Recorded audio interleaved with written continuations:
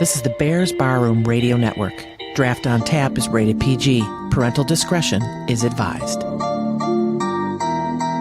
With the 8th pick in the 2018 NFL Draft, the Chicago Bears select Roquan Smith, linebacker, Georgia. Well, he might have been the best player in the college football playoff, even though Georgia didn't win the national championship.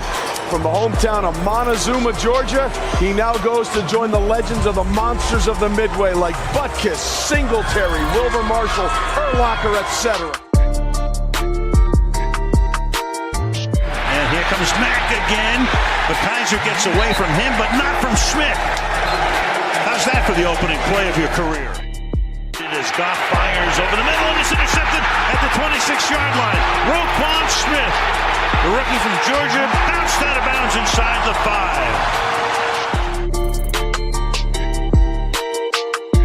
5. In the 2018 draft, the Chicago Bears select James Daniels, center, Iowa. Keep in mind, he's a youngster. He won't turn 21 until September 13th, and there are plenty of good things to like in James Daniels' game. 2018 second-round pick James Daniels had an excellent rookie campaign, starting 10 games at left guard. With talk now of possibly moving Daniels to center, his more natural position, the sky is the limit for the 21-year-old. With the 51st pick of the 2018 NFL Draft, the Chicago Bears select Anthony Miller, receiver, Memphis. And how about this? Anthony Miller, there's the reaction in Memphis, Tennessee. He is going to be the latest weapon for Mitchell Trubisky. Trubisky, play action to the end zone. Touchdown, Bears! Anthony Miller.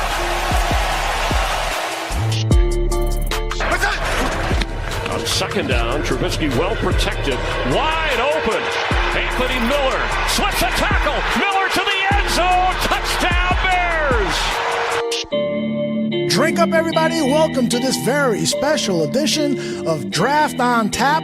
We are conducting a mock draft of the Chicago Bears, and we're doing it Bears Barroom style, a true simulation of what happens in the Chicago Bears draft room. My name is Aldo Gandia. I'm going to serve the drinks here. I'm going to be your moderator. Shayne Marsaw is here, and guess what? He's been promoted to general manager of the Chicago Bears. Joining him is Danny Shimon, who is now the director of scouting for the Chicago Bears. And we've got a room full of scouts. They are, in fact, hosts or co-hosts of Bears Barroom Radio Network programming, and they include Bobby Bombs of the Barfly Tailgate Show, and new member Ryan Kirkland, and returning member Ryan Badgley.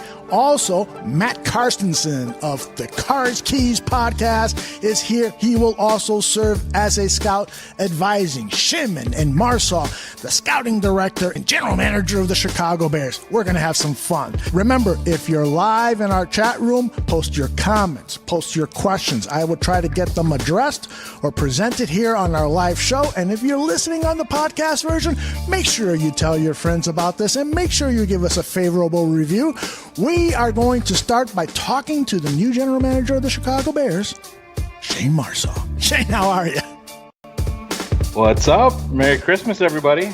I just want all Bears fans to know that I just signed 12 honey bears, bringing the cheerleaders back. It's going to be fucking awesome. So what better way to kick off our draft show, our major draft show here with adding some honey bears to the list, right, Aldo? I love that idea. I would love to be a part of the selection committee for the next round of Honey Bears. So make sure you got me on the fast call. I'll be there in no time. Mama Gandia is going to teach him all the moves and teach him how to talk. So we're going to take the NFL by storm. I love it. Danny Shimon, how you doing, brother? I'm doing well. I'm just tired. I had to get Shayne his coffee, first of all. And then I actually ran the Honey Bears through the gauntlet drill. So I had to watch them go through that. And so I'm pretty exhausted right now. You better make sure you wash your hands before. And we've got with us, so those are our general manager and director of scouting. Now let me introduce our scouts, starting with Bobby Bombs. Bobby, let me hear those wonderful pipes of yours. Gentlemen, what's up, man? How's things going? Oh, brother, it is going so well. This is going to be a lot of fun tonight, and I'm so glad that you're part of the scouting team. Let me also welcome in. Once I figured out that we had a new GM, I almost quit, but then he made me the gauntlet and sent all these honey bears on me, and I decided to stay. Excellent call. Excellent call. I know Ryan Badgley wants to be in on some honey bear action, too. Ryan Badgley, how are you, brother? What's up, boys? Happy to be here. And I just left a honey bear. I don't think she's feeling too hot over here. She may have had a little too much to drink. You be careful. You're a married man now. Keep that. It's what's here is secret. All right. I'd also like to welcome Ryan Kirkland, who is it Kirkland or Billings, Ryan? Kirkland Billings, man. That's my full last name, but Kirkland's cool. Is it draft day tomorrow, fellas? What's going on? It is.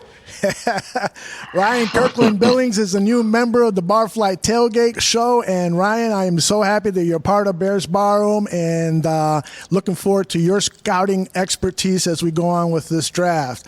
Also with us as part of the Barfly Tailgate Show, who I didn't get a chance to introduce in the open because he just made himself available, is our man, the Gaines Report, a.k.a. Tyler Ellis. Tyler, how are you, brother? Aldo, what's going on, fellas? What's going on, team? Man, we looking for those hungry bears, baby. It's time to go to work. We looking for those warriors. We got unfinished business, and we ready to go. I don't feel the confidence coming from Gaines today. So like lacking something, I think. I'll work on it. And following that is a guy with almost as much energy, Matt Karstensen, the star and producer of Cars Keys. Cars, how are you? Man, I'm doing good. I don't know how I could follow that with energy. I got 2 kids, so I'm exhausted 99% of the time. So I'll just fake it till I make it the rest of the show. What a cast we have here. We have so much football knowledge. We have so much acumen in our draft room here, our simulated draft room. And so what I want to do first is I want to get into a discussion with Ryan and with Shayne Marsaw, the general manager, and Danny Shimon, the scouting director. And then we'll bring in the scouts to get their opinions on who some of the players are that they've targeted for this draft, and they really want to pound their fist on the table and say, you got to consider this guy when our pick comes up. But let me start with you, Shayne. Shayne, have you discussed with Danny, your scouting director, what players you want to target, or what, I should say, positions you want to target in this draft? I know typically, general managers will say best player available, but have you and Danny gone beyond that and targeted some positions? Yeah, we broke it down. We know we have to go out there and put on the dog and pony show because this is one big poker game. But Danny and I both know the positions of need. I think Danny would agree with me that there's, obviously you can never have enough pressure from the outside. You can never have enough edge rushers. Everybody knows my feelings on Prince Amukamara, so I think cornerback is obviously one that's up there. Everybody knows what's happened this offseason. Running backs, obviously going to be a big part of what Matt Nagy wants to do moving forward. They moved on. We moved on from Jordan Howard, sending him to Philadelphia. We need some more explosion back there. And another big part of this moving forward for us is tight end, something that we can't forget about. Still waiting for Adam Shaheen. Trey Burton, that disappointed at the end of the year and didn't live up to my expectations as a big money free agent. So tight end is such a huge part of this offense moving forward. We see what it does in Philadelphia and Kansas City. We need more production like that in Chicago. So if the right guy falls, we're ready to pounce. Danny, what position areas are really deep in this draft, and what position areas are weak, and are position areas that the Bears need to address? Well, going over the board, setting the board with Shayne, my GM, earlier, and we went over our needs there, and we mentioned running back, tight end. on offense, and then we also looked at safety, cornerback, edge players on defense. And we're lucky here. Running back is a deep position. Tight end is not as deep, but it's got some third, fourth level talent available there. And defensively, if you go to the edge guys, I can go 15, 17 deep on my board right now. And then there's still guys that are even more productive, or could be productive steals, I should say, later on in the draft as well. And then at that point, we're just looking for fits and guys traits-wise that can fit our scheme. In terms of the cornerback position, I've identified some guys that I can consider are hybrid players. Guys that can play some corner, a slot nickel, most likely, and then guys who can play safety as well. So we have identified some of those guys as well. We've got those guys all rated on our board, and we're just ready to pounce. If we get a trade offer and if we got multiple guys at multiple positions available, we can always look to go down. Or if we see a guy that is a can't miss, a guy that we did not expect to see there, we're just going to run up there with a card and make the pick. Shayne, so are you willing to trade up and lose some of the draft assets you have? You only have 5 this year. And so would you be willing to give up one of those, maybe even 2 or 1 next year to move up for a player that you covet? If we have a guy ranked where we think he's going to come in and make an immediate impact, we're open to move anywhere. We have this window that we're in with our quarterback. It's not making a lot of money. I think we missed a huge opportunity by the double doink last season, and we're going to take advantage of every avenue in front of us. If that means moving up for a player that we think can contribute in a big way in 2019, we'll move up and we'll go get him. If we have to move back, like Danny said, if we have multiple guys there that we feel comfortable with and we can move back a little bit, get a little bit more sugar, we'll do that too. Excellent. All right, let me bring in some of our scouts here and ask them some questions. Let me start with Matt. Cars, I understand, reading from your tweets, that you're kind of high on drafting a tight end early. Tell me why you think that this is a position that needs to be addressed on this team. Well, I think Shayne really hit it when he started off with Trey Burton just not living up to expectations. And you'll never find a bigger Shaheen fan than me, but guy can't just stay healthy, right? I mean, he falls down and he gets injured constantly. And so we all spent a lot of this offseason arguing over, the Jordan Howard and the type of running game that we use, and if it's like Philadelphia or if it's like Kansas City. But really, the tight end position is what makes most of those offenses go, be it Kelsey, be it Ertz, right? Those are the guys that are really the bread and butter. And so next year, you save $1 million if you let Trey Burton go, right? It's $7 million in dead cap, but it's $1 million in cap savings. And we're at that cap management stage, right, where we're going to move guys in and out as they just can't live up to the contract. And so far, I think that's where Burton lies. And Cars, is there one particular tight end that you'd like to see the Bears reach for if necessary?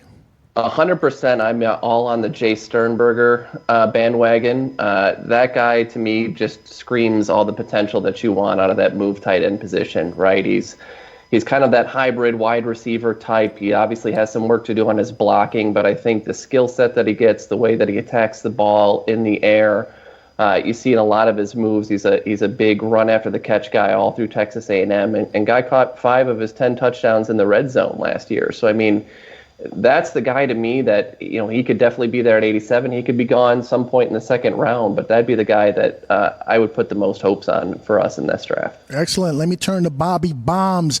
Bobby, let me ask you about the edge rusher position. There's a lot of people who think that perhaps this position, despite the depth that we currently have there, should be addressed early, particularly if a particular player that the scouting team has identified. What are your thoughts about the edge rusher position? Do you put a higher priority on that than some of the other positions, or where exactly do you have it on your list of things to address?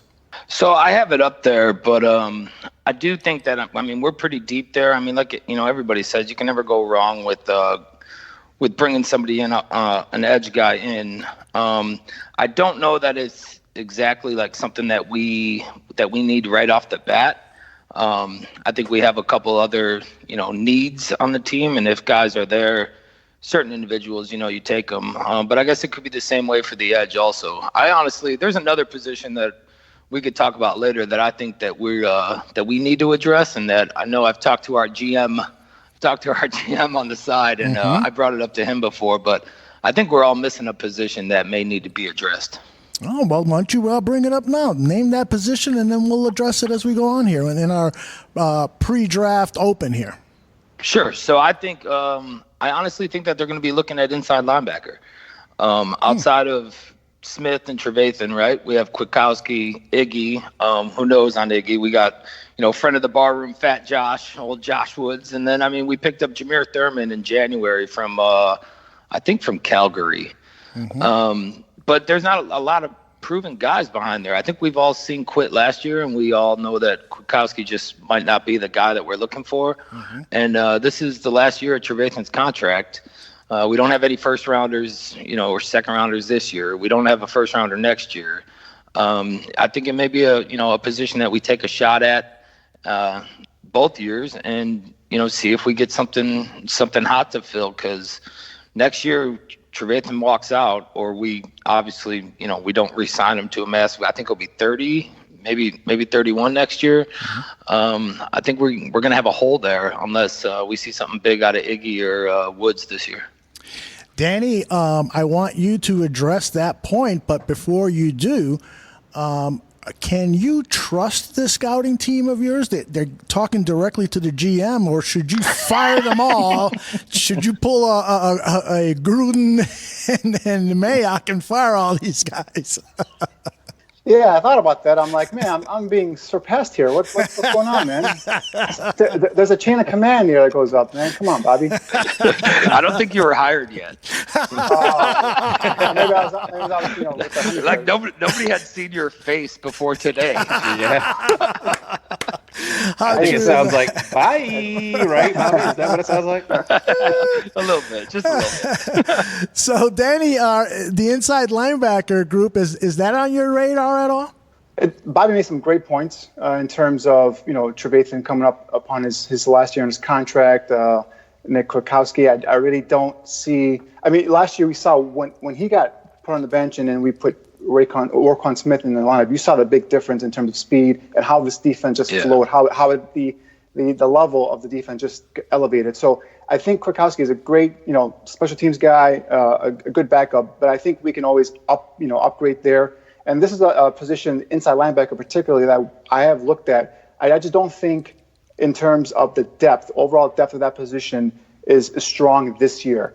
Now, you may be able to bring in a couple of guys as undrafted free agents, but with the limited amount of draft capital we have right now, and with some of the needs that we've already highlighted in terms of running back, edge guys, corner, safety, tight end, I just don't know, unless a trade comes up, that we can, take the 87th pick and maybe multiply it with, add additional 2 or 3 picks. Then maybe I can look at a inside linebacker. But as of right now, even though my scout did a great job of identifying, the needs on our team, potential needs on our team, I think that's a position that we could, easily fulfill either in an unrestricted free agency next season, off season, or possibly even go into the draft next season and fill that slot. But as of right now, with the limited draft capital, I really want to focus in on those needs, the other ones that we've already identified. Excellent. All right, those chimes mean that the draft, the 2019 draft, has started, and so we're going to continue our discussion given that we're currently not scheduled to pick until 87, so we've got some time to continue our discussions, and what I will do is occasionally break in and let everybody know who's been drafted, who is off the board, keep everybody up to date, and everybody in our scouting room also has access to my computer to see how the draft is going, so we'll keep you updated. So let me go to Ryan Kirkland and ask him if he's identified a sleeper candidate, no matter what position, a particular player that you really want Shayne Marsaw, our general manager tonight, to go out and get, whether it's in the 3rd, 4th, 5th, 7th round or wherever in this draft. Ryan, do you have a particular player? Yeah, I do. I don't know if we should be calling him still a sleeper at this point, but Jimmy Moreland. The cornerback, what's the college he's out of? It's some small college, man. James Madison. James Madison. He's a hell of a tackler. My man has over 200 tackles. He's a ball hawk. This is a perfect player that you look to get and put behind Buster Screen. You bring him in, and that you might have your slot corner for the next 5 or 6 years. The kid, his game tape is phenomenal. He has excellent ball skills. He has the speed, and he has to want to tackle. And that's half the game right there to me. You have to want to tackle. And you seen that with Bryce Callahan, and I think you get that with Jimmy Moreland. Excellent. What about you, Tyler? Is there a particular player that you've looked at in your scouting and said, this is a guy who would make a great fit for the Chicago Bears, and this is a guy I'm going to go over to my scouting director and GM and say, I want this guy. We can't afford to bypass this guy if he's available when we pick. The only reason why I say that it's tough, because we're actually in a great position. The fact that most of our starting positions are taken care of, we really are looking at best player available. But if I'm talking to the GM, Shayne, brother, I don't want us to forget about the offensive line, because I feel like we got to protect our greatest asset, that is Mitch Trubisky. And so there's a guy, any of my guys, I have three sleeper guys from Wisconsin, but the guy that's calling me, that's hitting it the most, that's staying on top of everything. No, Michael Jordan. Michael Jordan. And I hesitated because it's not just the name. It's just the name. I see sleeper potential. With Harry Hested, with the right coach on the offensive line, back in the groove, teaching these young guys, Kyle Long isn't young anymore. He's not the same Kyle Long. We might get him for 2-3 more years. I love what James Daniels is going to do. I mean, I think he's going to fall back. I personally think he's going to fall back. We can actually trade back and get him. But I'd rather us get him than a damn Green Bay, anybody in the division. And so I just don't. Sleeper guys like that are strong at the point of attack, that can grip a guy, and that is good on a delayed blitz, that can get Mitch, because I want Mitch to be comfortable. I want Mitch to be able to go to a second and third read, and that can be those delayed blitzes. And so a young guy like Michael Jordan coming in and being part of a good cohesive unit already, I just think Shayne is worth a look. All right, let me update you on who the draft generator. We're using firstpick.com as our draft generator, and they've gone through 5 picks already. The first pick went to Arizona, Nick Bosa. Perhaps not a surprise there. Anybody think that's a surprise? I didn't think so. No, I think it's going to be a pick. Okay, but this definitely has to be a surprise, or given the fact that it's John Lynch drafting for the San Francisco 49ers, perhaps it's not a surprise. The second pick is Montez Sweat, the defensive end from Mississippi State. Shayne, you got any thoughts on your buddy Lynch making this move? He hit that one right down the fairway for him, not for me. But there's Montez obviously put in the blistering 40 time, and there's some questions about his heart condition, and all Chicago Bears fans should know it well. We just got to go back to Gaines Adams and see how that unfolded. So I've heard that there's lots of people that have him completely off their draft board. Some people seem to be okay with it, but John Lynch, again, he's trying to beef up those guys up front to get after the quarterback. After we fleeced him for our quarterback, and he got stuck with Solomon Thomas, so he's trying to get some more rush there now. And if you think that's a surprise, the Jets, with the 3rd overall pick of the first round, draft the defensive end, defensive tackle out of Michigan, Rashawn Gary. Danny Shimon, I know right now you are either laughing or wondering what the fuck is going on with this draft generator. Yeah, what are these GMs smoking that are making these picks? That's what I want to know. But, wow, that is Montez Sweat over Josh Allen, who is my top-rated defender on the board, player actually in this draft. That's a surprise. And then to go with Rashawn Gary, a guy who just yesterday was revealed that he's got a shoulder injury similar to the one that Shaq Lawson had with the Buffalo Bills a couple years ago. And Lawson, the same thing, said that he was going to play through it. But lo and behold, he only made it through May, through the rookie training camp or mini camp, and then he had to get surgery and miss the first 6 weeks of the season. So, I mean, to me, Rashawn Gary is going to be dropping probably even in the low 20s due to his injury that he just was revealed yesterday. So him going the third overall over Quinn Williams and Josh Allen and some of the other guys, that is that is beyond shocking to me. All right, with the fourth pick, the Raiders select Quinnen Williams. They're probably surprised that he was there for them. And then with the fifth pick, the Tampa Bay Bucks choose Jonah Williams, the offensive tackle from Alabama. Cars, you got any problem with the Bucks going for an offensive tackle from Alabama there? No, I think he's a solid pick. He's gotten way too much scrutiny over arm length and other ridiculous measurements that come out every combine. I think he's the best tackle prospect we've had in a long time. Okay. Moving on, we've got the Giants selecting Josh Allen, the outside linebacker from Kentucky. And then the first tight end off the board, off a tight end class that's pretty deep and strong. The Jacksonville Jaguars select Iowa tight end T.J. Hawkinson, and then the Detroit Lions come up with Devin White to address their linebacker issues. Devin White out of LSU. Jawan Taylor, the offensive tackle out of Florida, goes to Buffalo with number 9. And Kyler Murray goes number 10 to Miami. Any surprises there for anyone? Miami traded up with Denver then at number 10 to get Kyler Murray, it seems like. Okay. That would make sense. And Cars, you think Murray's a surprise there for the Dolphins? Yeah, I would imagine that Haskins would have to go before him. I mean, I get that the numbers and the Heisman look great, but his size, his measurables, everything they have to do, it just doesn't make a whole lot of sense for him to be a top 10 quarterback, in my opinion. Okay. Hold on, guys. I got John Lynch on the phone from the San Francisco 49ers. Hold on. Hey, it's Aldo Gandia, Bears Barroom for the Chicago Bears. What do you got? Hello, John. Okay, let me repeat this. Let me repeat it. All right. Let me repeat this. I got Shayne in the room. You are offering the rights for us to negotiate with Robbie Gould in exchange for linebacker Nick Kwiatkowski. Okay, I'll get right back to you.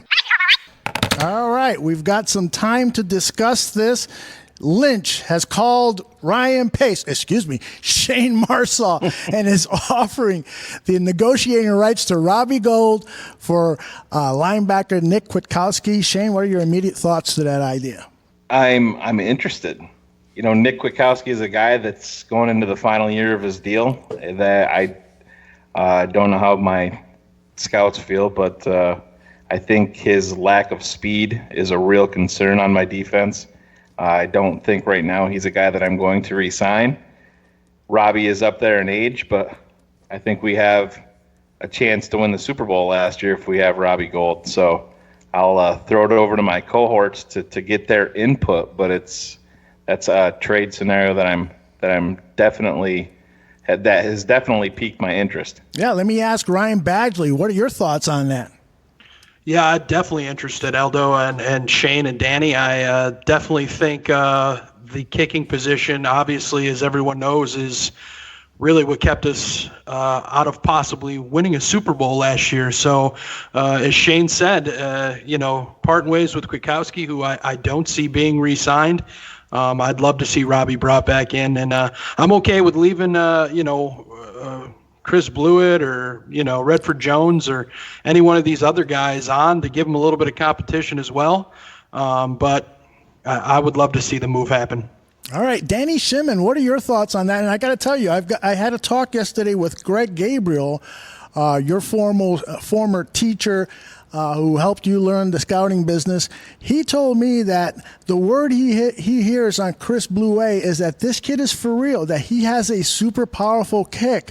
Or leg, and that we shouldn't fall asleep on him. Now, knowing that, does that kind of sway your opinion on this whole Robbie Gould trade? I would advise my GM to call back Lynch and tell him that we would consider the trade if it's not just negotiating rights. It's if we get Robbie Gould to agree to a contract. Mm-hmm. So I just want to make that stipulation clear that it's, we get him to sign to a contract, then we'll think about doing the trade. But in terms of would I do this? Yes, I would. I mean, Chris Blewett, he's got a strong leg. His accuracy percentage at Pittsburgh wasn't the greatest. So I have a roster in a championship window that I'm contending here. And as a contending team, I would hate to go into a season with a rookie kicker or a guy who hasn't done it before. Robbie Gould has burnt some bridges from what I've heard in terms of the front office, but this is a way we can reconcile this, get him back into the building, and even if it's a short-term 1 or 2 year contract, at least we get that situation, that position resolved. Like I said, this is our window. This is the time where we're going for it, and this is what teams that are going for it go for it. They go get veterans to fill positions of need. And kicker is a position of need, and I definitely would rather have Gould than a rookie. Now, Tyler Ellis, it seems like everybody's leaning towards saying yes to this deal. Let me ask you, would you be concerned if the Bears are going to pay Robbie Gould $4 or $5 million? Would you be concerned that in 2019 we would have $10 million allocated to the kicking position because money is still owed to, we don't want to say his name, we'll just call him Double Doink. And then Robbie Gould is going to demand big bucks because he's a quality, top-of-the-line NFL kicker, maybe one of the best in the history of the game. Are you concerned what this will do to the salary cap and the team proceeding with acquiring free agents, perhaps later after the initial cuts are done in the season, and there'll be some veterans available that could demand a little bit more of than the veteran minimum? Any concerns there, Tyler? No concerns at all, because first of all, scared money doesn't make any money. And then you got to think about all the proceeds coming back from, we're going to win the Super Bowl this year. So you got to think about all the commercials and all the paraphernalia, all the apparel.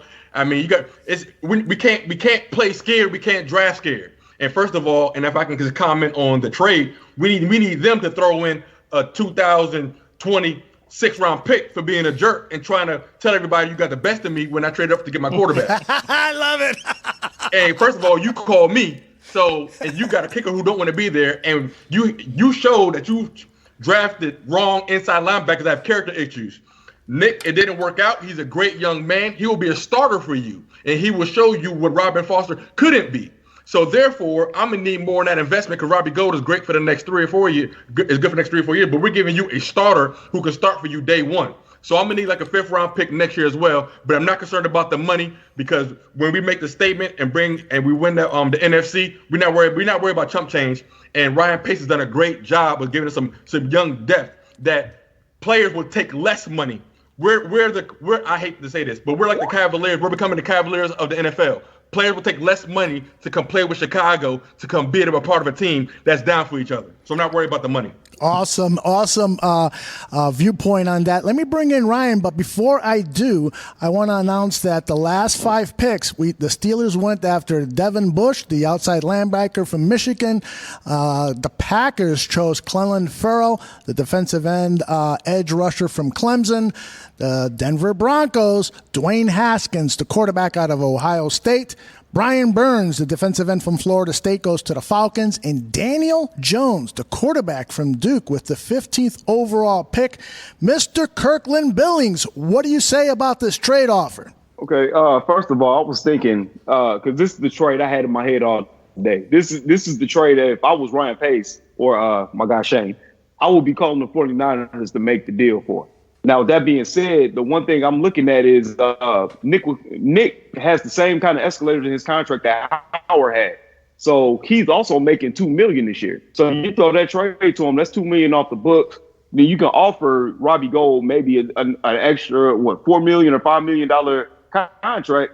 You only looking at $3 million that's really coming at the cap. So I think that would be something that we can look at. It's not like we're over invested in the kicker position when we were a kick away from a Super Bowl. So that's how I feel about the situation. I feel like you get quality, we're gonna win, and it doesn't matter what you pay. Excellent. Okay. Let me announce the last 5 picks. Cody Ford, the offensive guard tackle from Oklahoma, goes to the Carolina Panthers. Andre Dillard, the big offensive tackle, goes to the Giants at 17. The 18th pick belongs to the Vikings, and they grab Garrett Bradbury to address their always, it seems like every year we are talking about the Vikings' terrible offensive line, so maybe Garrett Bradbury will help them a little bit there. And then Ed Oliver, the defensive tackle from Houston, goes to the Titans. And at number 20, Greedy Williams, the cornerback from LSU, goes to the Bengals. Shane, what are you thinking so far about this trade? We don't need to make a decision yet, but knowing Mr. Lynch, he'll be calling back pretty soon, wondering what the hell is going on. What are your thoughts so far based on the input you've received? Yeah, I appreciate all the input. Money right now to me, I mean, yes, you're going to take it on the Cody Parkey is that price is sunk. You can't do anything about it. You know how much money we would have made if we would have went on in the playoffs just in, hyping up the team, that you're making so much more money that you missed out on by not moving on into the second round. Who knows if you would have continued it. So the money portion to me isn't a part of it. I'm going for a Super Bowl. That's why I traded for Khalil Mack. That's why I traded up for Mitch Trubisky. That's why I'm looking for more explosive players on offense, because we're going for it. You can tell me that Chris Blue has a powerful leg. That's great. He doesn't know Soldier Field.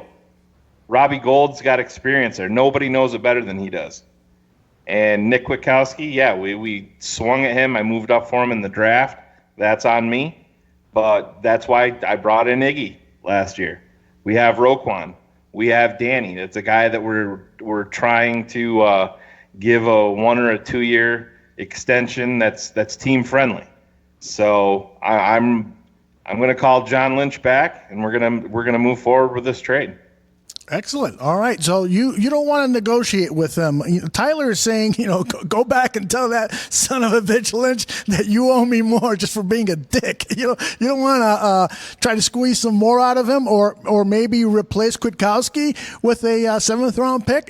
Any thoughts about doing that? There's thoughts. There's thoughts about it, but I'm not going to offend the guy either, because when I can get a Pro Bowl All-Pro kicker, I'm not going to take a chance of him hanging the phone up on me and moving on to somebody else. Mm-hmm. Minnesota could use him. Who knows? Mm-hmm. We don't want to be facing him twice a year in our division. So I'm perfectly fine with moving off a guy that I have no intention of re-signing. And Nick Kwiatkowski, I understand everybody wants more picks. Totally get it.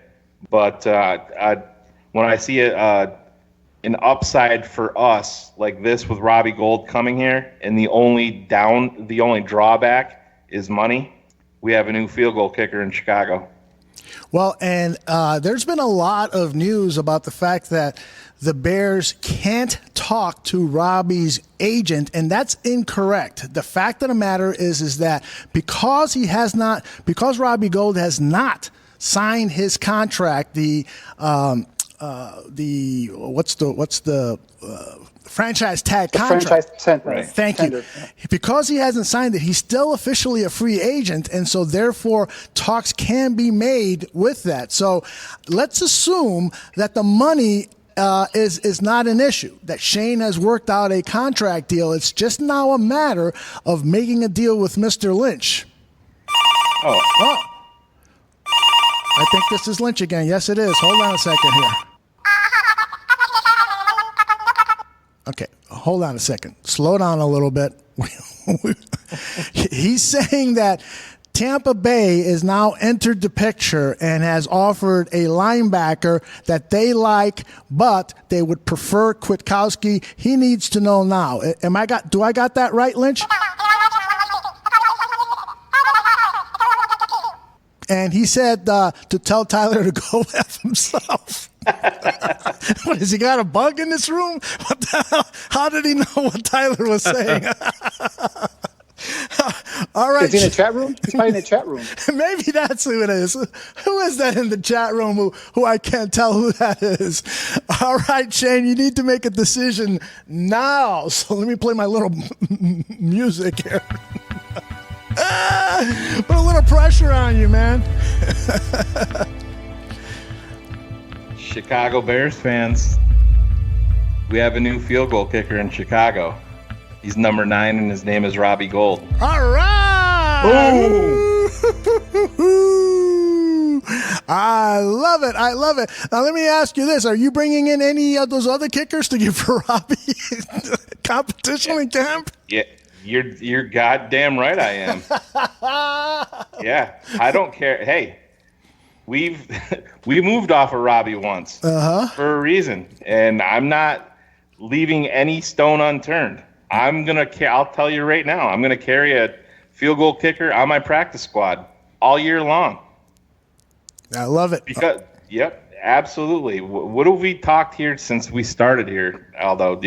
Competition breeds success. I don't care if Robbie's a veteran. Doesn't matter. Everybody needs to know that their job can be put on the line at any point. And, Robbie has made it widely known daily on Twitter that he wants to return to Chicago to be close to his family. So, that's a poker game. So we can use that in our negotiations on a new contract.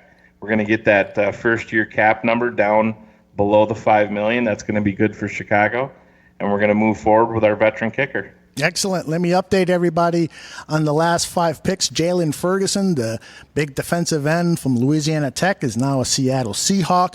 Christian Wilkins, the defensive tackle from Clemson, goes to the Arizona Cardinals. Houston selects Caleb McGarry, the offensive tackle. The Denver Broncos get Noah Fant, the tight end from Iowa. I really like that guy. And then the Philadelphia Eagles, the good friends from Shayne Marsaw, general manager. You're fired. Shayne Marsaw. They select Dexter Lawrence, the defensive tackle from Clemson. Cars, any surprises there with those 5 picks? Ferguson going that early seems a little shocking to me. I don't really see him more than a day 2 guy, just because he seems to be more, scheme type of a rusher. So I'd be a bit shocked that he'd go that high. But that's about it for me. All right, let me announce the next 5. DeAndre Baker, the corner from Georgia, goes to the Colts. Byron Murphy, the corner from Washington, goes to the Raiders. The Los Angeles Chargers select Jeffrey Simmons, the defensive tackle from Mississippi State. Greg Little, the offensive tackle, offensive guard of Ole Miss, goes to the Seahawks. And the Packers pick an outside linebacker from Florida, Voshan Joseph. Danny Shimon, any surprises there? The Voshan Joseph pick, I had him as a late day 2, early day 3 kid from Florida. The kid, is an undersized linebacker. He's more of in my opinion, more of a weak side linebacker. So, they're running that 3-4 up there. So that's a shocker. I did not have him anywhere near the first round. So that really was surprising. Okay, let's finish the first round. The Raiders select Draymond Jones. That's the Rams. Draymond Jones, the defensive tackle from Ohio State. And to finish the first round, the Patriots select the speedster, big wide receiver from Ole Miss, DK Metcalf. Ryan Badgley. Have you seen any of the tape on DK Metcalf? This guy is a pretty cut physical specimen playing that wide receiver position, huh? Yeah, he's definitely a big dude, but what I've seen, he kind of reminds me and makes me a little nervous for him is similar to a Kevin White type of guy. I mean, Kevin White, to me, he's got the body, had the body. I mean, you saw the videos, he's in shape, and just didn't pan out. And, DK, rumor has it he doesn't really run the whole route tree, so makes me nervous. All right, we're going to start round 2, and the Baltimore Ravens have selected Chauncey Gardner-Johnson, the free safety from Florida.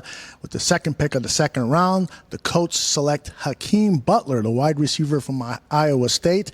And now in the third pick, just in for the Oakland Raiders, they pick running back Josh Jacobs. I believe that's the first running back off the board. Bobby Bombs. Any surprises there? And I'd like your opinion on Josh Jacobs, this running back from Alabama. Do you think, there's a lot of people who are saying this guy is going to be a superstar, and then there's other people who are saying, I don't know about this guy. What are your thoughts, Bobby? I was surprised. I thought that, we'd see one go a little earlier. I did think that he would be the first one to go. But I did think that we'd see him go a little earlier. I think he's got it. I mean, he's got what it takes. I think he was actually projected for the first round. Oakland, it doesn't surprise me Oakland got in there, right? But, I think he's I think when it comes down to running backs, there's a lot of guys that are, I mean, there's not a lot of top guys, but there's a lot of guys that are close. And I believe, I actually think a lot of teams they're okay with, there's not just like certain guys that they want, right? That there's guys to where, well, if this guy's gone, then we can go to this one, like I think Jacobs was the only one with a first round grade. It was like a second round grade. But then there's, Harris and Montgomery, Sanders, Singletary, Henderson. I mean, there's not really much difference in between the level of like those last four guys. So I think, whoever you end up with after Jacobs is gone, whoever they end up with, I think they're all pretty much similar in grade levels. Ryan Billingsley Kirkland, tell me how you have evaluated Miles Sanders, the running back from Penn State.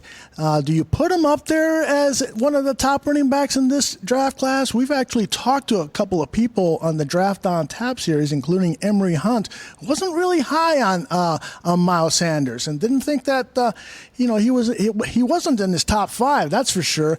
And any thoughts, Ryan, on Miles Sanders? When looking at his game tape, is he's shifty. He makes moves. He can make big plays, but he doesn't have breakaway speed. I know a lot of people say he can do the same, almost similar same things to Saquon, but at like a lower level. He's not Saquon Barkley, but he's under Barkley in a tier level. Oh man, it's rough because you get the 1 year of production, and he went against quality competition in the Big Ten. But then you look at the competition that he played, like against the Michigans and Ohio States. Mm-hmm.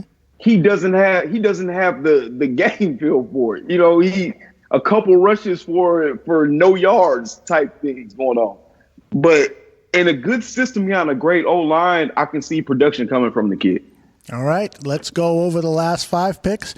Marquise Brown, the wide receiver out of Oklahoma, goes to the 49ers.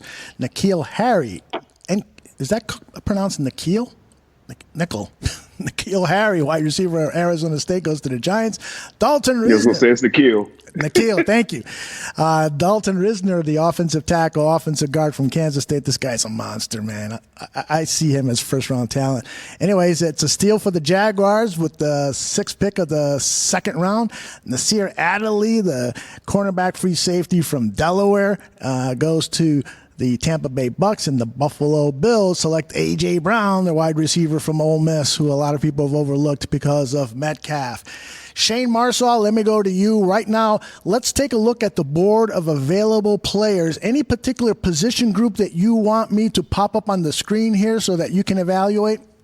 Yeah, pop up the edge rushers. Shane, according to my count, 7 of our top 15 edge rushers are off the board. So we're getting a little thin there. Yeah. There's a couple there that we like that we would consider at 87, but I'm really feeling good about the running back and tight end position. We still have Irv Smith and Sternberger out there as well. So I think if this trend continues, and I think and I expect a run on corners and safeties here in the 2nd round. So if this trend continues, I think we're looking at a running back or tight end. I agree. Yeah, we are. It's totally expected. These pass rushers are always going to go. I mean, people are even going to reach for them to get their guy. And if they have warts, everybody thinks that they can, coach them out of that and get them to do what they want to do. But no, it's going to be very interesting to see moving forward how this tight end group, moves. We always know that the running backs it's extremely deep. There's a lot of guys that are going to fit our system, even down into the UDFAs that we're going to be bringing in. You heard the actual GM Ryan Pace yesterday say 18 to 20 UDFAs, and that made me so happy because there's so much talent out there, and that's can make up a core of your team. We talk about the fabric players. That's what these UDFA types are. We saw a guy go to Denver. That was a huge part of our secondary, and Bryce Callahan, UDFA. So you can't, just because they're not drafted doesn't mean that they can't contribute. So it's going to be interesting to see how the rest of these boards work out. Well, Hey, Shane, I want to just prepare you here. In case Jachai Polite is sitting there and staring us in our face at 87, we got to come to a decision here. Are we going to take him? Are we going to accept offers? Or are we going to just go with the best player available?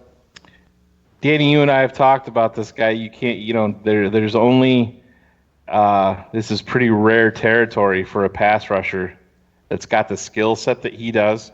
This kid's 20 years old. And I know not everybody's perfect like me. Danny, I know you fucked up a lot when you were 20 years old. So just a little bit, not that much. So we feel really confident with the way that our organization is structured, that we can bring him in to an environment like this and get him the help that he needs and help him mature. We're going to put him with a guy like Akeem Hicks, a well-grounded young man in Roquan Smith. We're going to surround him with leaders like that, and we're not going to back off him having some maturity issues, because we feel very confident in our locker room. We're not going to pass up talent for something like that. All right, the run on pass rushers continues with the 9th pick of the second round. The Raiders select L.J. Collier from TCU. That's our guy. Yep. He was a guest on Draft on Tap, and what a beast that guy is. Eric McCoy, then the center offensive guard from Texas A&M, goes to the Bengals. Detroit picks up pass rusher, and Zach Allen from Boston College. Taylor Rapp, strong safety, free safety from Washington, goes to top the safety off the board. Yep, there it goes. A top safety. The Packers have really loaded up on defensive backs over the last few years. Maybe they'll get it right this time. Gerald Willis III, the defensive tackle from Miami of Florida. Tyler Ellis, I want to go to you. What is your philosophy of recommending players who have had some history with making mistakes in the past? Shane was just talking about a certain player who has had some issues and so forth. Are you the type to give a player a second chance, or do you want to stay away from guys like that, perhaps being a cancer in the locker room? Otto, thank you for the time and opportunity. The reason why the Chicago Bears are having great success, Ryan Pace, and like Shane just said, great mindset. We are built to handle these type of situations. Our leadership is intact in terms of the front office and the camaraderie within the team. And so I'm definitely open to giving someone a chance. It comes down to positive association. What are you going to do? What are you willing to do to earn what you have right now? Most players always have their regret. I was listening to Zach Miller the other day, and he was talking about it wasn't this injury, it was his 3 years out of the league. And so when players face that, do you really want that time out the league? I'm willing to give a young man, because we've all fallen short of his grace, a chance at redemption in the greatest sport of the game, if he's willing to put forth the effort. Therefore, that comes the incentive-based contracts. I mean, you have to protect the team and the players, and we have to hold players accountable. These are young men. These are young millionaires. Money doesn't solve the problem. It only quantifies and multiplies the problems inside if we don't work and build them in on the inside, which is why we have a great coach. And I'm grateful that we can give young men a good chance, because we have a great environment to grow. I love that philosophy, and you're absolutely right about having a coach who, if anyone in the NFL as a head coach can work with a young individual who has had issues, I think Matt Nagy is that guy. He's just kind of special in relating to players, and he's proven that in his rookie year, and I think he's just going to get better at doing that as he becomes more of a veteran as a head coach in this league. He really takes the time to get to know the man first. Mm-hmm. I was a part of a leadership the other day, and I heard from Coach Fitzgerald from Northwestern University, and he talked about a vetting process, the same he does with all of his coaches, and the same that he does with some of the prospects that they bring on to the team. Northwestern being a powerhouse now, and we were over for so many years, but what they instilled into that organization, if you will, is vetting the individual as a man. Okay, a lot of these young men don't come from backgrounds that they don't have fathers. Mm-hmm. And so this is the first time they're getting used to a man telling them what to do. Sometimes in college, they let you slide. And so when you have money and the coach isn't there to walk you to class anymore, what are you going to do? And so we have a good infrastructure, I believe, within the Chicago Bears and Shayne Marsaw with good leadership. So, yeah. Excellent. Rockyan Sin, the cornerback from Temple, who our previous guest on Draft on Tap talked about, Colin Thompson, the former tight end of the Chicago Bears. He goes to the Washington Redskins. David Edwards, the offensive tackle from Wisconsin, goes to the Panthers. Josh Oliver, the tight end from San Jose State, goes to the Raiders. Sean Bunting, the cornerback from Michigan, goes to Cleveland. And Yadni Kajusti, the offensive tackle from West Virginia, goes to the Vikings. So the Vikings special focus on the offensive line. Badge, does that surprise you at all that these Vikings are really focused on protecting their quarterback? Not at all. Kirk Cousins, I said it last week, I don't trust him with anything. And, maybe if you give him an offensive line, he might be better, but I doubt it. Cars, on your Cars Picks podcast during the season, you talked about the offensive lines of the Green Bay Packers and the Minnesota Vikings and Detroit Lions. You had a lot to say about those faulty offensive lines and the wear and tear they're taking on quarterbacks. Any thoughts on the run of offensive linemen so far? Well, I think Minnesota definitely needs to take the old Green Bay route and just draft offensive lineman after offensive lineman for the next, decade, and maybe they'll get two right just like Green Bay did. But no, I think, you look at it, everybody's got to be wary of our defensive line. If you want to come through the North, you got to come through Chicago, you got to come through Minnesota. That's got a good line. So everybody's got to put a whole lot, and we'll see what Green Bay does. So not really sold on the guys Minnesota did, so I'm okay with that as a draft as a Bears fan, but I guess we'll have to see how it works out. Wide receiver Terry McLaurin from Ohio State goes to Tennessee. Danny Shimon, you and I fell in love with this kid down at the Senior Bowl. He was probably going to be a 5th or 6th round draft pick, but since the season ended, his draft stock has really gone up. Here he is in the middle of the second round going to the Titans. How about that, huh? Yeah, this is a prime example of a kid that did it right. I mean, he took the draft process and he excelled at every single stage of it. From the post game, the All-Star games, the combine, to even his pro day workouts. I mean, this is a kid that, like I mentioned, we interviewed, and just a down to earth kid, a guy we asked questions, and he was quick with responses and didn't look like he was BSing us or anything like that. So. Definitely showed off in the Senior Bowl week. I played at a team at Ohio State that had a lot of mouths to feed. So a lot of times he would be the guy who wouldn't get the ball as much. So I'm glad to see that, his talent showed out here in the post All-Star games and at the Combine. And he goes here in the second round. Like you said, that guy was projected to go in the 5th, 6th round. And all of a sudden he boosts his stock all the way up into the second round. Excellent. Shayne Marsaw, our general manager, any thoughts on how the draft is laying out so far? Any surprises? Any concerns of availability of players when your pick comes up? The way that it's unfolding right now, I'm actually pretty excited about. I would like to see a little more meat on the bone at edge rusher, obviously, because you can never have enough of these guys. But the other positions that we mentioned, cornerback, tight end, running back, you say whatever you want about our defense, and I know that they could have obviously played better, but we don't score enough points on offense at the end of the day. So the way that this is unfolding right now, there's still a lot of guys that can come in here and help us from day one. So I'm quite excited. Polite is still on the board. Joe Jackson is still on the board. DeAndre Walker is still on the board. Christian Miller is still on the board. I know those are guys that you and Danny have talked about in previous episodes of Draft on Tap. So who knows? One of those edge rushers could fall to you at 87, or maybe you might move up and make a trade. We still have a ton of running backs available on the board here as well. So this draft is falling the way Shayne and I were hoping it would fall. And it's falling right to our needs, and the depth in these two positions, edge and running back, are showing themselves here, and the lack of depth in the other positions, which is why a lot of these players are being catapulted up the draft boards, and teams are taking them now as opposed to waiting for them to fall in their quote unquote respective or slotted slots or spots in the draft process.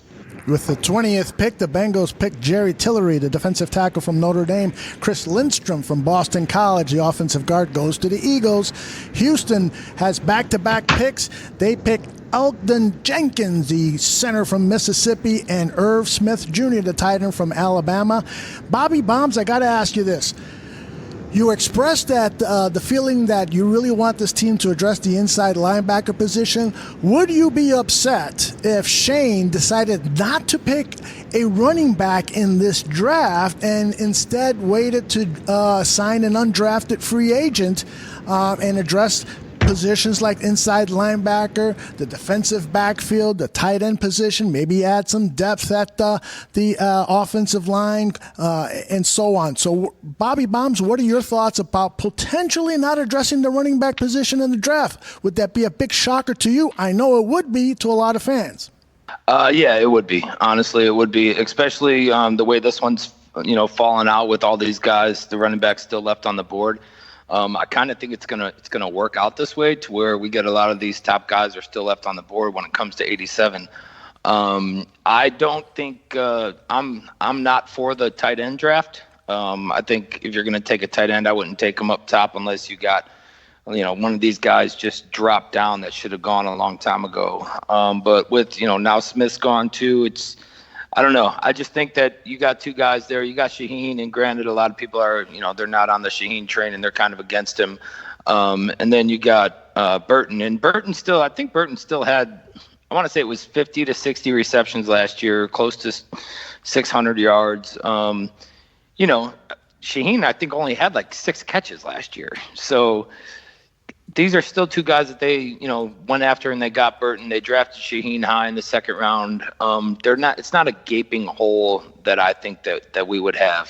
For me, it would honestly be running back, then edge, and then I would go inside.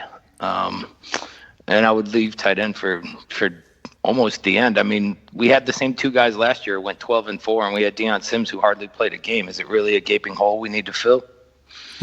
Ryan Billingsley Kirkland, what do you feel about Bobby's opinion there on the tight end position and potentially looking very late in this draft and maybe not even addressing it at all? Do you think the Bears should put tight end at a higher priority than Bobby Bombs? I'm going to agree with him on this. I feel like we do have a couple more that are more pressing needs. We really don't know what we're going to get with Adam Shayne. We need to see him healthy. We need to see him be able to make it through a full season. And he shows like flashes of greatness. We seen it in his rookie year. He led the team in touchdowns, if I remember right. So if we get him through a full offseason, we get him fully healthy, how do we know we might not have 2 great tight ends? We also have to remember this is the first year in this offense for this team. So I'm not going to put all the blame on Trey Burton for his yards and his his catches and touchdowns not being as high as they should have been, because Trubisky was looking first read and then he might take off. Trubisky has to get more comfortable on the offense, and as he gets more comfortable, we'll see more production. I love debates in the draft room. Badge, do you agree that the tight end position perhaps is not as high a priority as I perhaps think it is? I think it's high. I got to be honest. I really do. I am not, Burton, to me, I thought would have had a much larger impact than he did. And yes, he had 60 receptions, 600 yards. I thought in the touchdown department he would score a lot more points for us. Shayne, has yet to play a full season. He's missed a lot of games over his first 2 years in the league. And then you've got Ben Broniker in there who, had 3 catches last year. So to me, I really feel this is an important piece that the Bears can add at this point in the draft to maybe help or push some of these guys. You've heard our GM say it. Shayne has said it. Competition breeds success. You bring somebody in that's going to push these guys. This tight end group could be one of the best in the NFL. Drew Lock, the quarterback, is off the board. The quarterback from Missouri goes to the New England Patriots. Perhaps the heir apparent to Tom Brady. Karstensen, are you surprised Lock lasted until late in the second round? Yeah, I would have thought he was probably in play at the end of the first for New England. I think that's somebody that they're going to look at. And in 5 years, when Tom Brady says he wants to play till he's 50, they'll move him to another team, right, for a second-round pick then. So I thought he would have been, someone trades up at the end of the first round to get a guy like that. Philadelphia goes cornerback with Julian Love from Notre Dame. And with the 26th pick, Dallas chooses Jonathan Abram, the free safety from Mississippi State. A lot of people had him tagged as a first-rounder. Kalen Saunders, the defensive tackle from Western Illinois. Great guy. He goes in the second round, pick number 27. And then Titus Howard. These two guys, Saunders and Howard, Danny and I saw them at the Senior Bowl. Very, very impressive. Titus Howard is the offensive tackle from Little Alabama State. Danny, any thoughts on Saunders and Howard? I think Saunders landed in the perfect situation. He's a smaller bowling ball, the defensive tackle. He's going to go to the Indy, play inside as a 3 technique. That's perfect spot for him. He's a kid that, like you said, at the Senior Bowl, he really showed out. We saw his talent, his athleticism, and he's the one who ended the practices by doing those backflips. So he's a talented kid. But he's on the short side, and he is a perfect inside interior guy in the 3 technique where you can just let him go ahead and hit the gap, use his quickness, use his ability, use his hand to get in, get skinny, and create penetration. So he went to a perfect team. Titus Howard, the tackle that from Alabama State that went to the Chargers, that guy is a one mean SOB. He's raw, but he's got potential. And this is a kid that I've seen compared to Jason Peters, the left tackle currently for the Philadelphia Eagles. I mean, this kid is really talented in terms of athleticism. He's got the size, he's got the length, and he's got the temperament. And although, and Shane will know this, I love my linemen who will finish and bury guys on the ground when they're down. And Howard did that at the Senior Bowl practices. So I mean, if he's doing it at All-Star games, where these guys, they go hard, but it is an All-Star game, right? But I mean, he was doing it there, so that's really impressed me. That does show me this kid's competitiveness, his toughness, and his want to show out and to prove to the talent evaluators that he is here to show that he belongs and that he belongs in the NFL. And look at that, he goes in the second round. Did Danny just say that he likes guys that go hard and finish? I just want to make sure that's what I heard, right? He did. 100%. Yeah. Yep. Sometimes he thinks that they would go. Sometimes he thinks they would go a lot faster. I'm glad your contract runs out on Sunday, Danny. Scouting terms. Scouting terms. Ryan Billingsley Kirkland, do you have a problem with Danny liking guys that go hard and fast? It's a new league. man, listen, this in immortal words of Ha Davis, this is beyond me. I am flabbergasted. All right, Danny, let's get back on track here. Give me a scouting report on Amani Hooker, who just went to the Kansas City Chiefs with pick number 29. Yeah, he's a kid that out of Iowa, safety that got a lot of praise, a lot of heat. But when I watch his tape, he looks to me like he is not scheme versatile. So he's a guy that I see more as a 2 deep, cover 2 kind of safety. Anything in front of him, he's aggressive coming downhill. But in terms of dropping back and covering ground, now I know he had in terms of testing at the combine, he showed out really well. But on his tape, I didn't see that type of speed and instincts on the field. So he's a guy that I think would go perfectly in a team that uses or utilizes that cover 2. I'm trying to look and see at the board here. Who took Hooker? Is it KC? So, I mean, they do some cover 2 on their defense, and they're going to a 4-3 defense too now with Spagnuolo as their defensive coordinator. So I think he went to a good team there. All right, to finish up the second round, the Saints select Kelvin Harmon, the wide receiver from NC State. And the Kansas City Chiefs picking again after Hooker. They pick Damian Harris, the running back from Alabama, and the Patriots finish the second round with Caden Smith, the tight end from Stanford. Shane, tell me how badly it hurts that Damian Harris is going to the Chiefs for you. In my breakdown, Kansas City just got the better of the 2 Alabama backs. Mm-hmm. I agree with that. Am I upset? No, because this is shaping up pretty well for Chicago Bears fans, the way that this is going. Would I love Damian Harris in Chicago? Yeah, absolutely. But this draft is so deep, and there's so many guys that are available, and there's guys that are very explosive that we'd like to add to this team that are still available. And we're at pick 1 in round 3. Correct. So this is shaping very well for Bears fans. Yep. Karstensen, you've got any players right now that you are probably saying, please drop to us? I know who it is. It's the tight end. You already know. I mean, if Jace is there, I'm going to reach out and smack Shayne if he tries to say any other name. So, in a way, I'm kind of hoping that happens, but, we'll just see when the time comes. All right, the first pick in round 3 goes to the Ravens, and it's Mack Wilson, the inside little linebacker from Alabama. So we are now, how many picks away are we from our Chicago Bears pick? That was the 65th pick, and so we're 22 picks. Man, this guy knows his math. All right.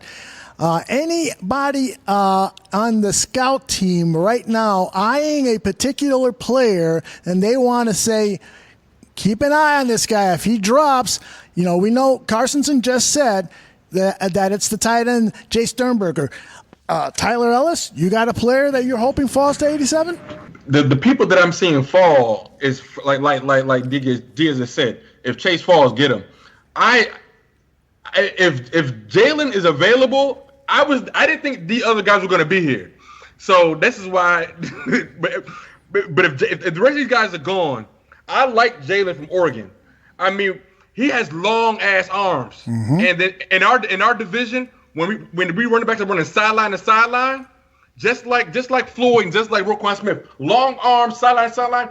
Wrapping up tackles. I can't stand missed tackles, man. That's the number one thing for me. Yep. And so it's 2 of these Oregon guys, and they're kind of sleepers, if you will, but just the point of attack and not scared to tackle and wrap up. And they tackle to the ground. I don't mean to yell, but they tackle to the ground because and you know how the Bears tackle. We tackle in waves. And so these are some of the guys. But it's like Diaz has said, if Chase is there, you got to get him. If Polite is there, you got to get him. But if those guys are gone, I don't want these Oregon guys slipping away.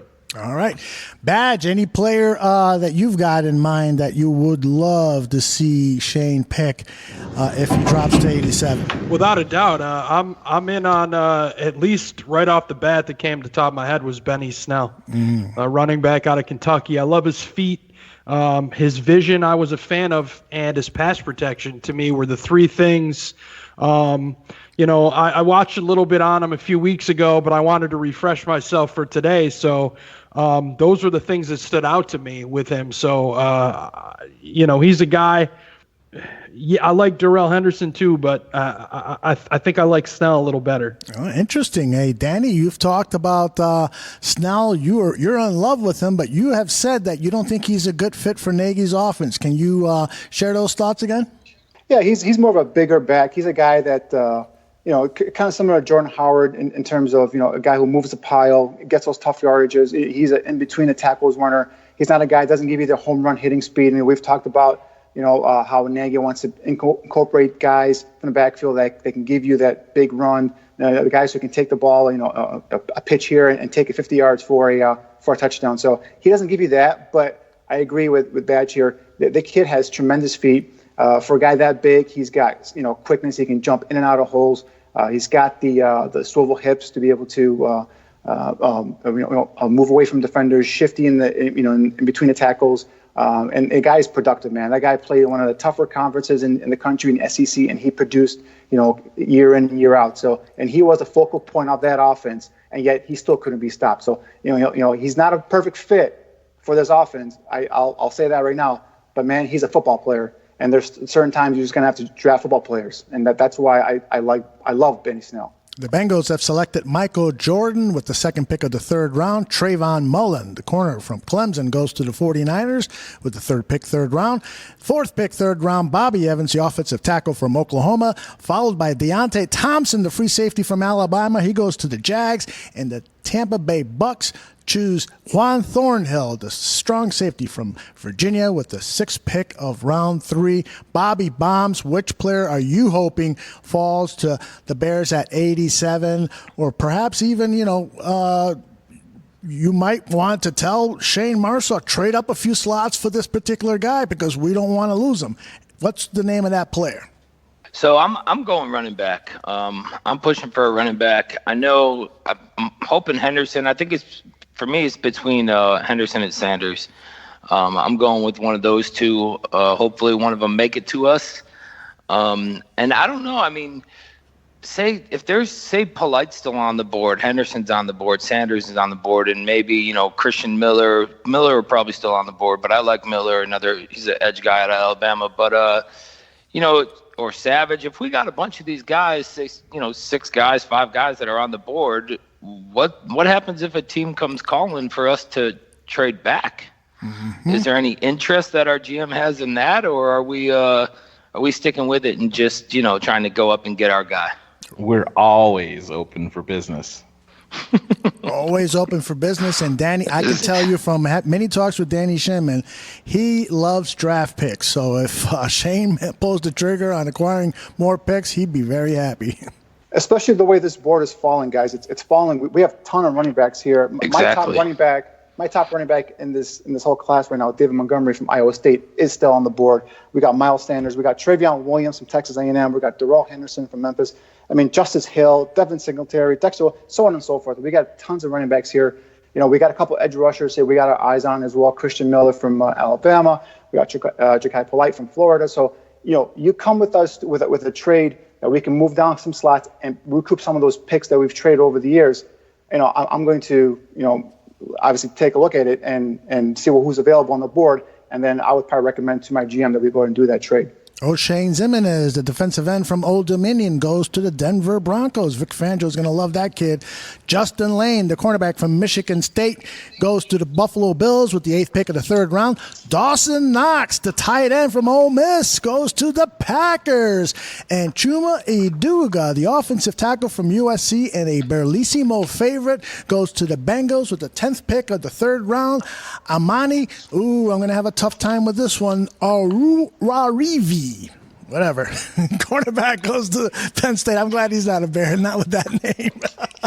RBK, are you looking at the board and are you thinking, man, I hope this particular player keeps dropping? And if so, tell me the name of that player, Ryan Billingsley Kirkland. I'm looking at this, man. Ja'Kai Polite still is sliding, man. Yes, he is. It's hard. It's hard to pass that up. I know. That's top 10 talent. I know. So I'm looking at that, man. It's so many running backs here right now. Mm-hmm. It's so many running backs. So man, you can do a number of things. You can trade back. You can trade up. Maybe if you do take Ja'Kai Polite, maybe you find a way to trade back into the 3rd round and try to pick a running back up that you like. But I'm keeping my eye on him right now. All right. Paris Campbell, the wide receiver from Ohio State, goes to the Redskins with the 12th pick of this 3rd round. Then DeAndre Walker, the edge rusher. I know that a lot of people at the barroom like. He is gone now to the Carolina Panthers, so we've lost 2 edge rushers in the last several picks.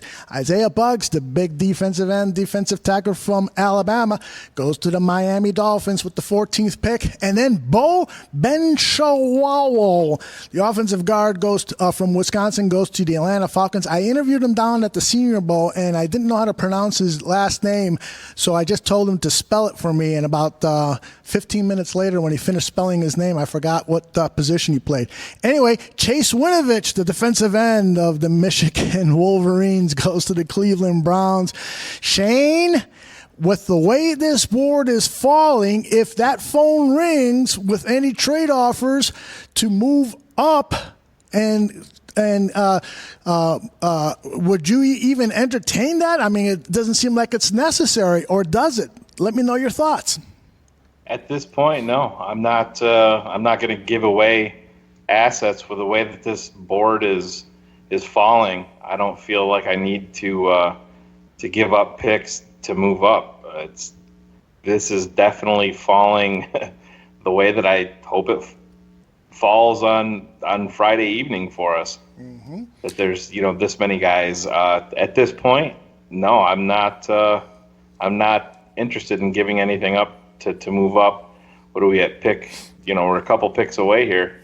So no, I'm going to stand pat. And Cars, if Jace, the tight end that you covet, is off the board, what other player would you want to see Shayne pick?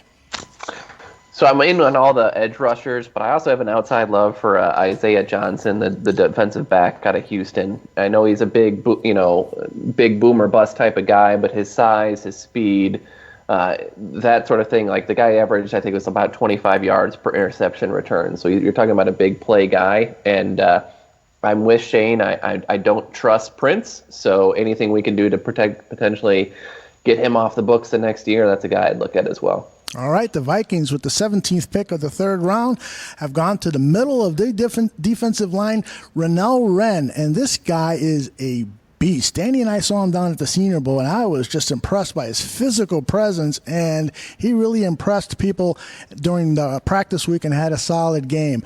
You recall Mr. Wren there, Mr. Danny Shimon? Give us a quick scouting report on him. Yeah, people mover. That's all he is. Yep. This guy's not really a pass rusher, but he's a guy that will stuff the middle. He'll occupy blockers, and in our defense, I saw him more as a backup nose guard, guy who can come in and spell Eddie Goldman for a little bit, possibly swing out to the 5 technique. But again, he's not much of a pass rusher. Although there are times when you watch his tape, he does give you a swim move and he'll slap a guy out of the way, an offensive lineman out of the way, and generate pressure.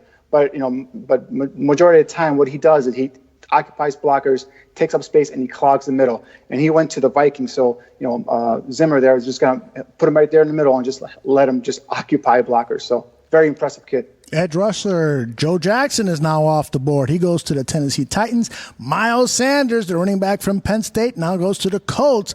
And Michael Didier, the offensive guard from Wisconsin, again, NFC North teams loading up on offensive linemen. The Lions pick the kid from Wisconsin. Now the Baltimore Ravens have selected Deebo Samuel, the wide receiver from South Carolina. Danny, I know you saw him at the Senior Bowl. Give us a quick take on Deebo. Yeah, this kid was the best receiver down at the Senior Bowl, one of the best receivers. He was unguardable, unstoppable. Rock Ya-Sin. Whoever the cornerback that came up to try to guard him, he was just lights out. Shiftiness, quickness inside the slot. A guy, when you give him a two-way go, he's pretty much, like I said, he was unguardable down at the Senior Bowl. Another kid that really injuries have kind of slowed him down in his collegiate career. A guy, if he's past that hurdle, has a healthier future. I think he's going to be a kid that surprises a lot in the NFL. And Houston then picks Johan Williams, the cornerback from Vanderbilt. Danny, I really haven't heard much about this kid. Have you looked at any of his tape? Yeah, he's a big physical corner. He's a guy that early on in the process was being rumored as being a mid to late first round pick, but he had a slow time at the combine. Teams have started questioning whether he'll be able to stay in man-to-man, stay in phase with his receivers downfield. So I think some teams now are just kind of scared with his overall athleticism. And he went to a team in Houston that plays a 3-4, and they do play some a majority of off-man coverage, but they do play some man-to-man. So I'd like to see how he goes ahead and progresses in the NFL. But he was a guy that was very talented, and a guy, like I said earlier on, was being mentioned as a late first-round pick. Okay, hold on. We got a call here from Jerry Jones of the Dallas Cowboys. Let me see what he's got to say here. Jerry, how are you? We're hanging up.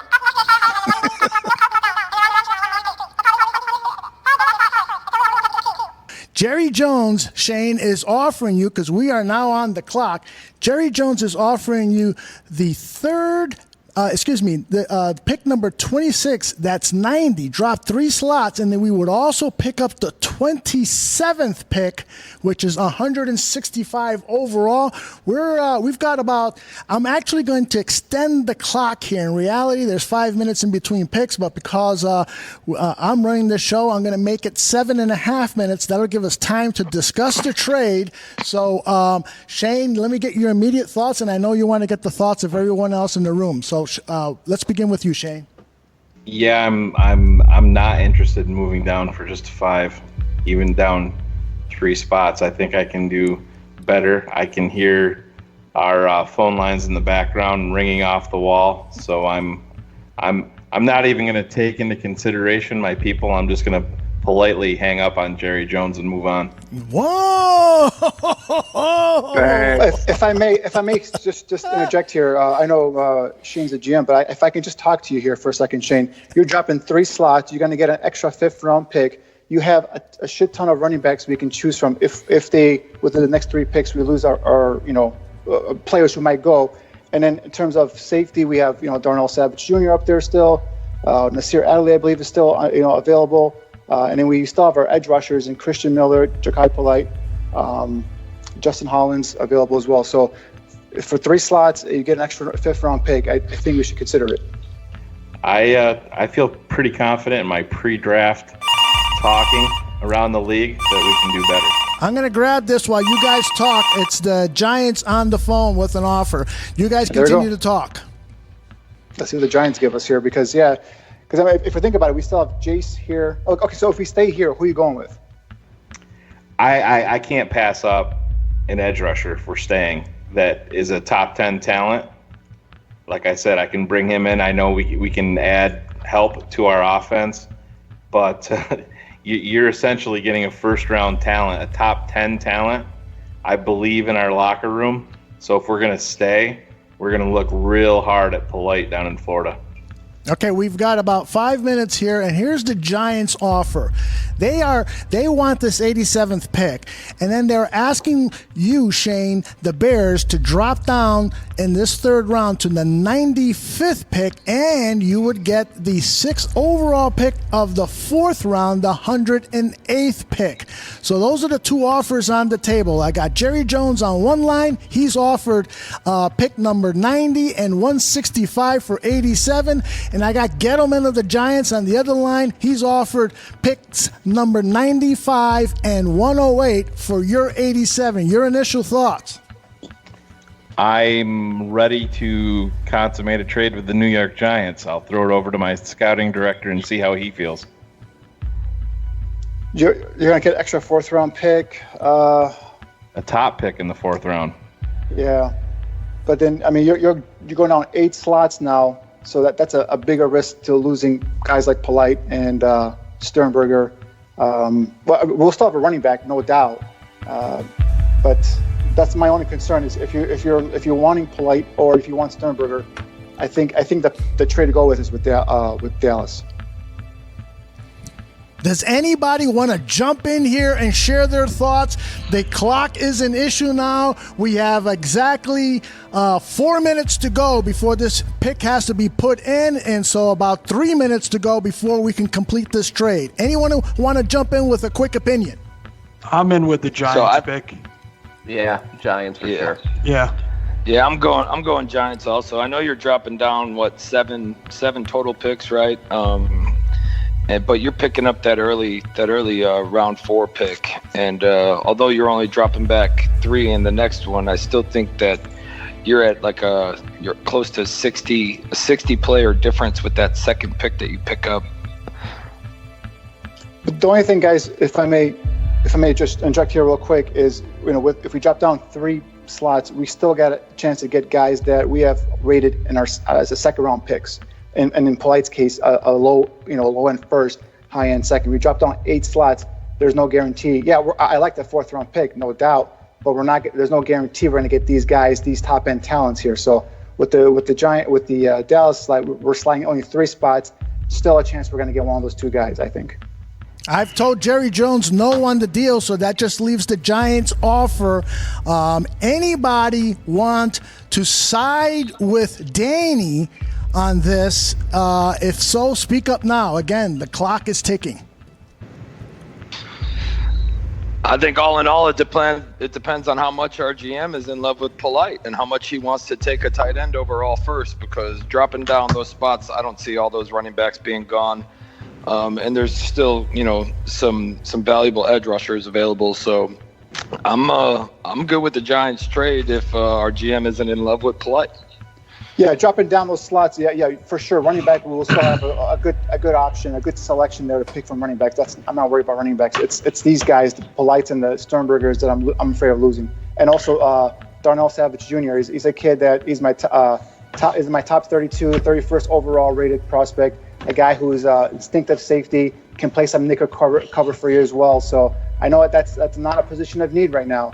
1 minute to go. 1 minute. Damn.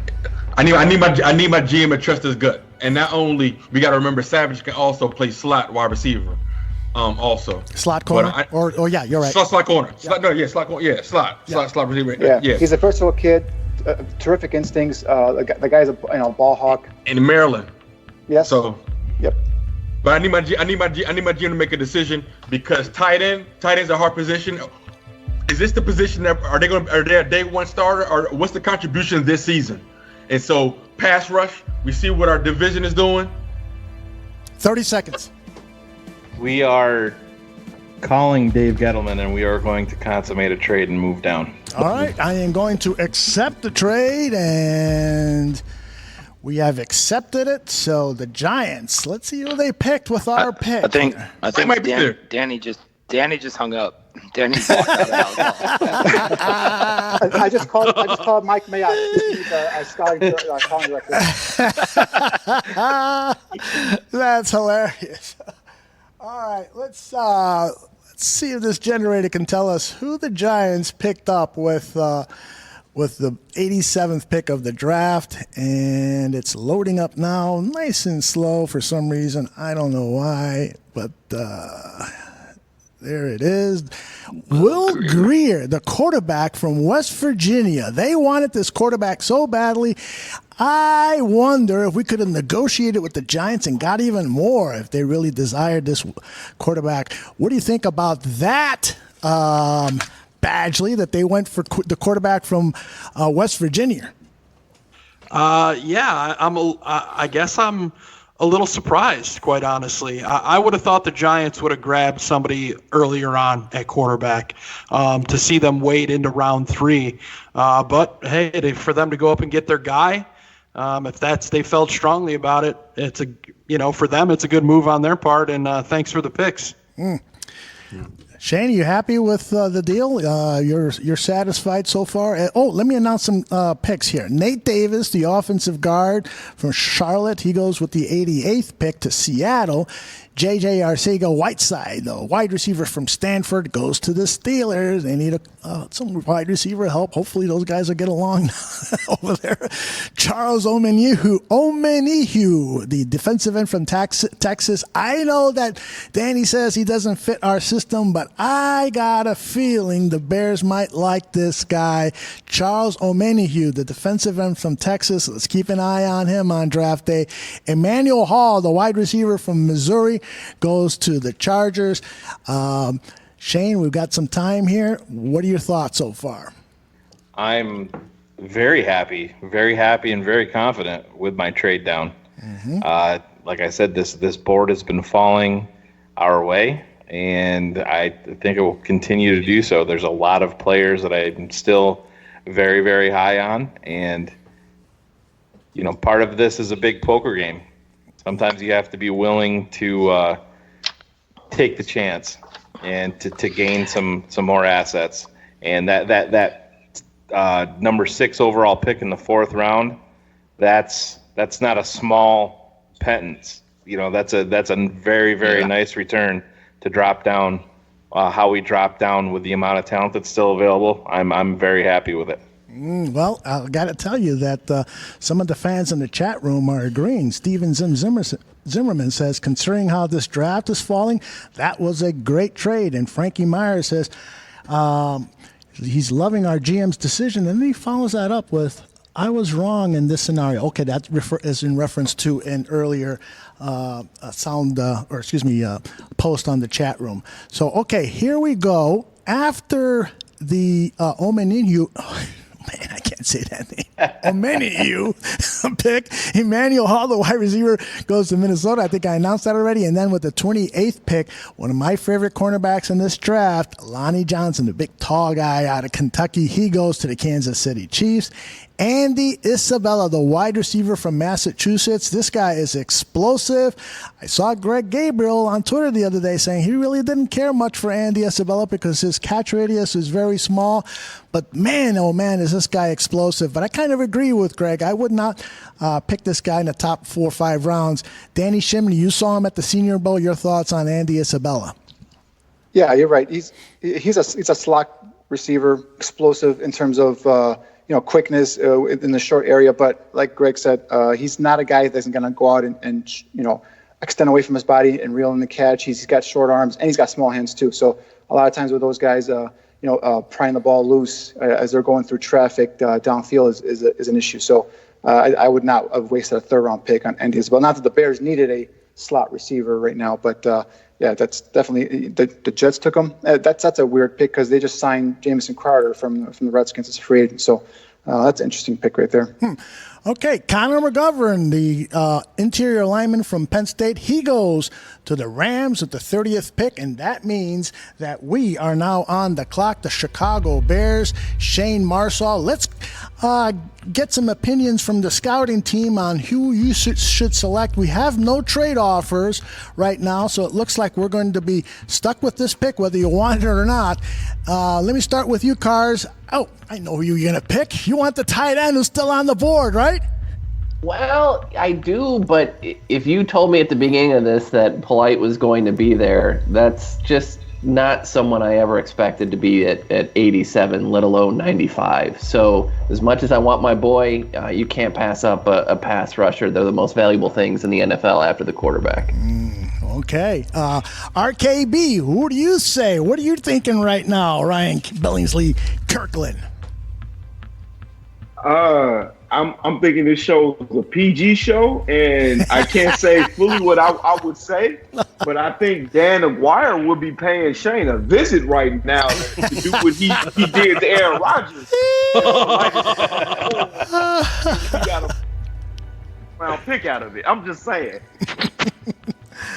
All right, our draft generator went bonkers on us and made a pick on our behalf. I don't know why, but we will ignore that pick, and let's get some more opinions. We've got, 6 minutes before our pick is in.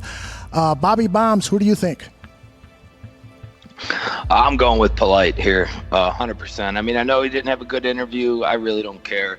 The people that were, I'm not even going to blame that on him. I'm going to blame it on the people that were supposed to prepare him for the draft. And, whoever he had that was supposed to be preparing him obviously failed. I mean, the kid's he's a first-round talent, easy.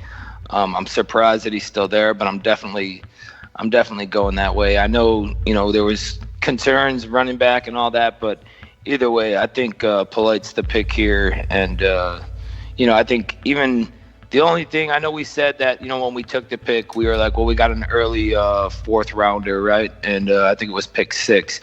But we got a lot of compensatory picks that are about to pop in too.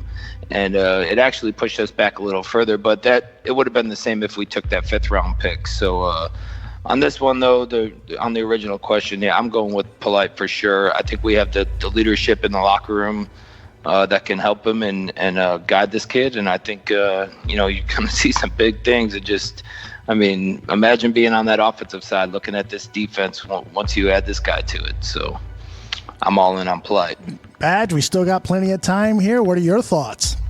Yeah, I got to agree. I mean, for him to drop, to this point, he's sitting right there in our laps. I think it would be a mistake if we passed him up.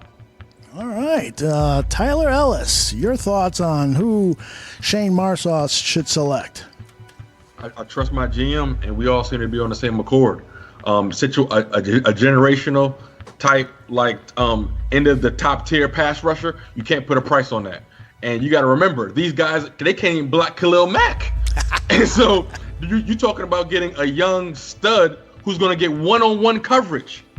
And so with he's joining a great defense. And so you can't pass that up. We got another pick that we're about to make. Great job of my GM. I love it. All right. Let's turn. Did I go around the horn here? I think I got everyone. I got Bobby Bonds. I got Badge. I got RBK. I got Tyler. And I got Cars. So let's turn it over to Shayne and Danny.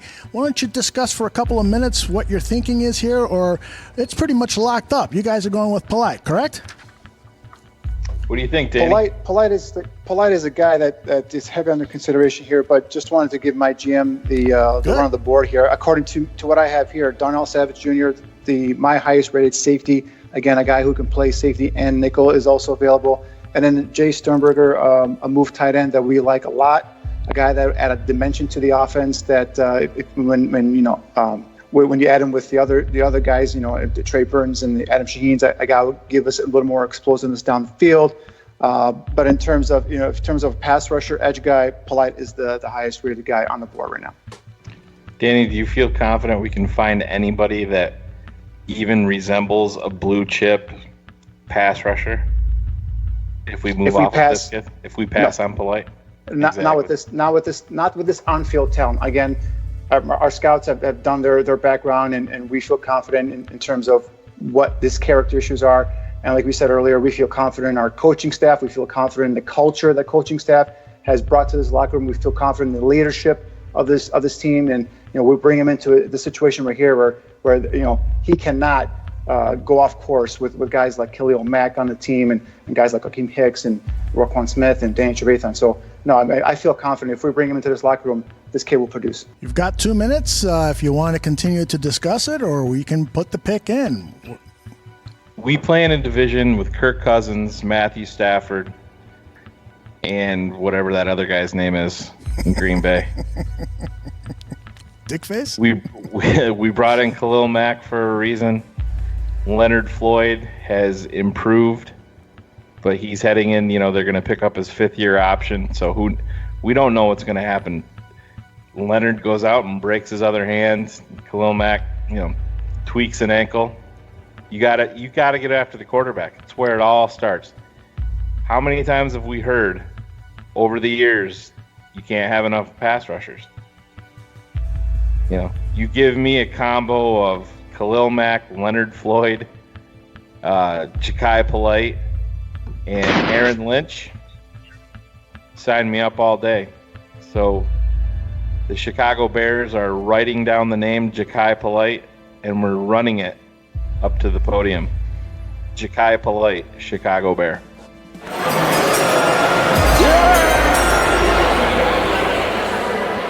I think we did that a little out of order. Made the announcement first and then heard the chimes, but that's what happens when you have a couple of drinks. Is that why you drafted a tight end for us 10 minutes ago? Not even a good one. Wait a minute, I like that guy. Well, so Polite is gone, and I did accidentally, somehow, I must have goofed up. I picked Dax Raymond a little bit, so we'll have to improvise when we get to that. But the rest of the picks for this third round, Jermaine Pratt, the outside linebacker, NC State goes to the Washington Redskins. The Seattle Seahawks pick David Long, cornerback from Michigan, a favorite of Berlissimo. And the 34th pick, we're now into the supplementary picks. Riley Ridley, the wide receiver from Georgia, goes to the Jacksonville Jaguars. Christian Miller, big outside linebacker, one of my favorites from Alabama. He goes to the LAR. Is that? Yeah, it would be the Rams. And then Isaiah Prince, the offensive tackle, goes to the Atlanta Falcons. I am going to hit the generator to see the next 5 picks. Anthony Nelson from Iowa goes to the Patriots. Terrell Hanks. Hey, Terrell Hanks, Tyler, do you know anything about Terrell Hanks? Because when he walked onto the stage at the Senior Bowl, I thought I was looking at you. This guy is cut, man, out of marble. He's got muscles on top of muscles. You know anything about Terrell Hanks, Tyler? Not. I've heard everybody talk about his stature. Mm-hmm. I heard everybody talk about his stature. And then what was the guy, the Redskin? He went to the Jets, the safety. He was super, super big. I can't remember his name. But steroid stuff. Landry, LaRon Landry, correct. Yes. And so Yeah, he kind of remind me of that body type. Kind of remind me of that body type. I did want to. Tyler froze up on us. Can he act at an NFL level? Because that's kind of my concerns at an NFL level. Because you could be strong, but it comes down to muscle endurance. I didn't get a chance to. I wanted to definitely divulge more game tape, but the stature is there. Yep. And so, but you're not wearing shorts. You're not wearing shorts in September. That's right. Well, and I talked to him after the game. Soft-spoken guy, sounds like a great guy. I've had my eye on him, and he plays a lot of the inside linebacker position. The generator here has him listed as an outside linebacker, but I think he's an inside linebacker. He would have been in the real draft. We might see him drop to the 7th round, and if he's there, that will be a good get in Bobby Baum's book, I bet. Another inside linebacker was just chosen. He goes to the Oakland Raiders, Tavon Coney from Notre Dame. And there goes the San Francisco 49ers. Get your man, Danny Shimon. David Montgomery, the running back out of Iowa State. And then Devin Singletary is the next running back, immediately chosen by the New York Jets. Danny, tell me your thoughts on these two running backs while I go take a piss. All right, well, here is the run now. So Shayne, now the run is starting on running back. So I think we're up in one or two picks here. So I think this is where we grab our running back. And looking at our board right now with Montgomery gone, that hurts. So I'm not gonna lie, that does hurt a little bit. But we have Trayvon Williams from Texas A&M, Darrell Henderson from Memphis, Justice Hill from Oklahoma State, all on the board right now. I think those are the three guys that we would consider here with this pick. Yeah, I don't think we can overlook Darnell Savage, and I don't think we can overlook Jay Sternberger. Yeah, I would agree, Shane. Yeah. I think those are two guys, too, as well, that you can't overlook. No question. I mean, yeah, running back I think would be great, but Sternberger's still sitting there.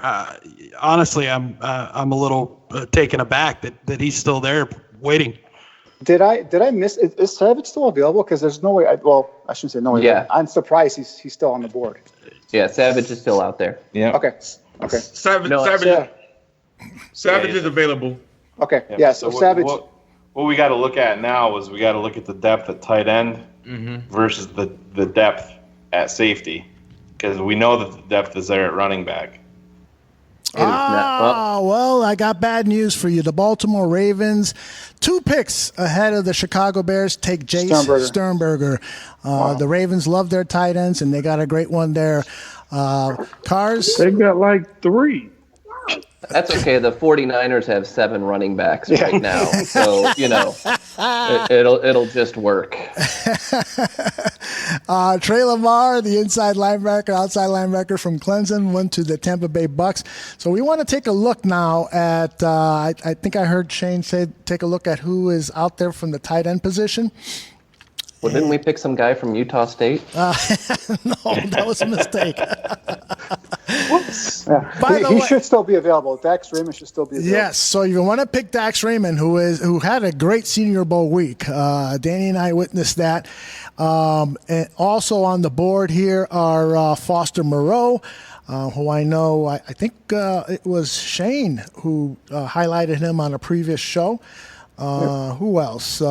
Kelly Waring is my Kelly Waring from San Diego State is my highest rated talent available on my board right now. Mm-hmm. And he's a guy who's raw. He's talented, athletically. He's a 4-sport star in high school, and he's just really just learned the position. He started playing football later on in high school, so he's a guy that's got the size. He's got the ability to go up and make contested catches in space. He can separate. There goes the trade-off. Actually, it's Burlissimo. He says to please draft Caleb Wilson from UCLA. You discovered him. I like Wilson, but not here. Okay. Hey, guys, I have Zach Gentry. Actually, I had him on my mock that I did earlier today. For whatever reason, I feel like his hands and the fact that he likes to run. They used him a lot in the seam. He's a guy that I had at this point in the draft. Yeah, Aldo, just to be sure, can you go to the Darnell Savage is available, correct? Computer's behaving a little slowly here, which makes for really bad radio.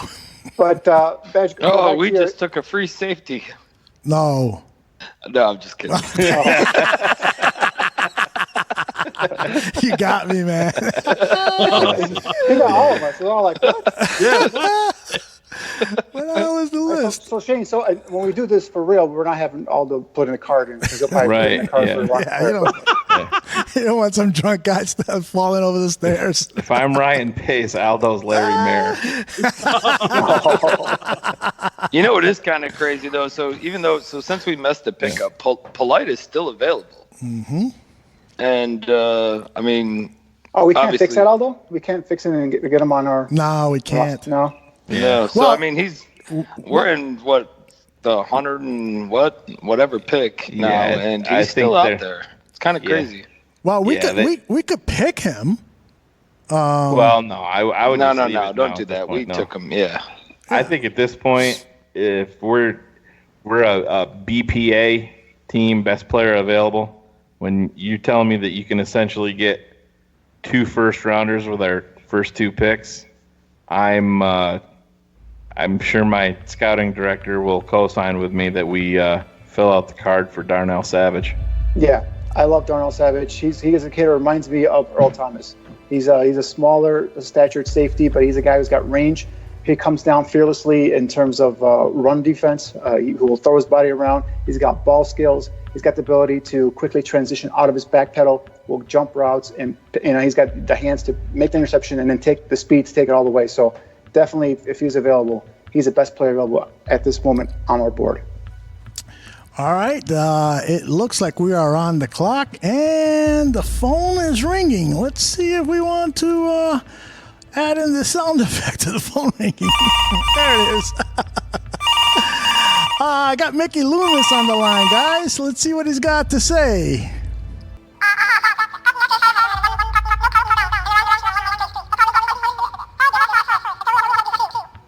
All right, Mickey is offering for this pick 24. Did we? Wait a minute here. I think we made a mistake here. Because why don't we have? We should be at pick 6 in the 4th round. Right. What the fuck? It should be 108 overall. We picked the receiver. Oh man, this fucking. Is it operator error or is it me? No, is it showing that it doesn't show that we've drafted anything. We picked the receiver, last pick. Okay, hold on a second. Let me. No, that was Carolina. That was them, Carolina. Okay. Jesus Christ. Four number. Shit, I'm over here talking and I was muted. It's because of the comp picks. They added in the comp picks, and then we got actual pick. Our actual pick is 124 now. Yeah. Okay. I apologize to everybody listening. Yep. We've got pick number 24. Thank God for the Merchant Marine. Yeah, there you go. I do my thing. I'm gonna go back to static at attention. When Bobby drops bombs, he makes sure he hits the target. Thank God. All right, so pick number 24 in the 4th round and pick number 29. Does that make sense? Your picks. Yeah. Yeah. So that's what we've got. And so right now we've gotten an offer from Mickey Loomis. He wants this 24th pick. And he will send over to us the 30th pick of the 5th round, which is 168 overall. And then he's got 2 6-rounders. This guy is loaded in the back end of the draft. He's got 2 6-rounders and 2 7th-rounders. He is offering the 4th pick of the 6th round, which is 177, and then the 29th pick, 202. So again, this trade is number 126 that belongs to us, the Chicago Bears, in exchange for 168, 177, and 202. Shayne, your initial thoughts? Not interested. No, the value is not there for me with the trade down when you're talking about a top 32 talent. Clinton Dix is a free agent. So we have this ready-made guy that can step right in, contribute this year, and take over next year, along with Eddie Jackson.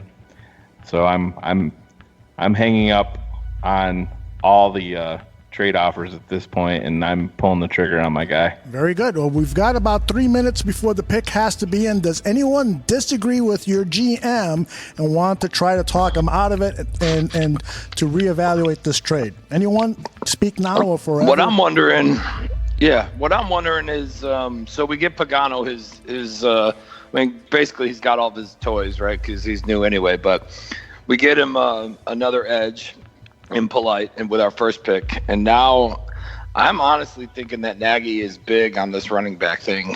We know how he is with his offense.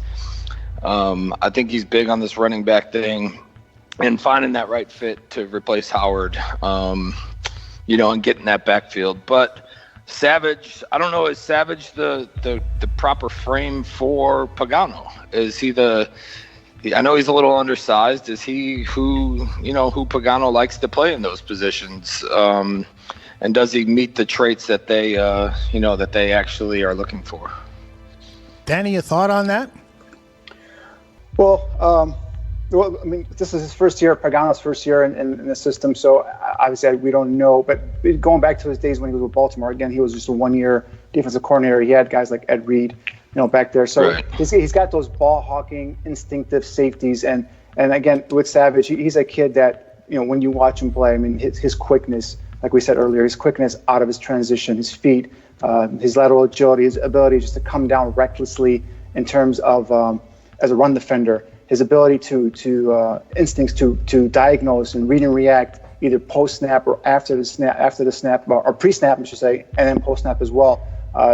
It's off the charts. And like I said, this is a kid. When I watched him, I was just watching him. I was like, I'm gonna watch this kid safety, and then, I mean, he went all the way up to one of my top 32 players. That's how good this kid is. So, and he can also play some nickel corner as well. So even if next year, if you have HaHa back there along with Eddie Jackson, hopefully not going to want those guys stay healthy. You can put this kid in as a slot corner if Screen is not holding up his end of the bargain in terms of replacing Bryce Callahan. You bring in this kid Savage, and he can play nickel corner as well. So very talented kid. Worst case scenario, you have a ready-made replacement for HaHa once he leaves after next year. We've got 2 minutes or about a minute and a half left. Anyone want to share a quick opinion? And I would say, let me interrupt Kanye real quick, because I love the Darnell Savage pick, but I'm going to go out there and say, if we draft Darrell Henderson, we might be drafting the Offensive Rookie of the Year. That's how talent that kid has. He has home run ability, and he has the attitude to not care or hear anything that anybody says. He is going to make plays. Shayne is asking me a question. Go ahead. I don't disagree. I don't disagree with Darrell Henderson in terms of getting him and maybe adding a playmaker to the offense. He's a guy that one cut and go. He explodes. He's got home run hitting potential every time he touches the ball. I love that about the kid. But we're talking about getting a top 32 talent here. In the fourth round. If we're going with best player available, yes, is he a guy that doesn't fill an immediate need right now? In terms of Savage, you're 100% correct. Does Henderson?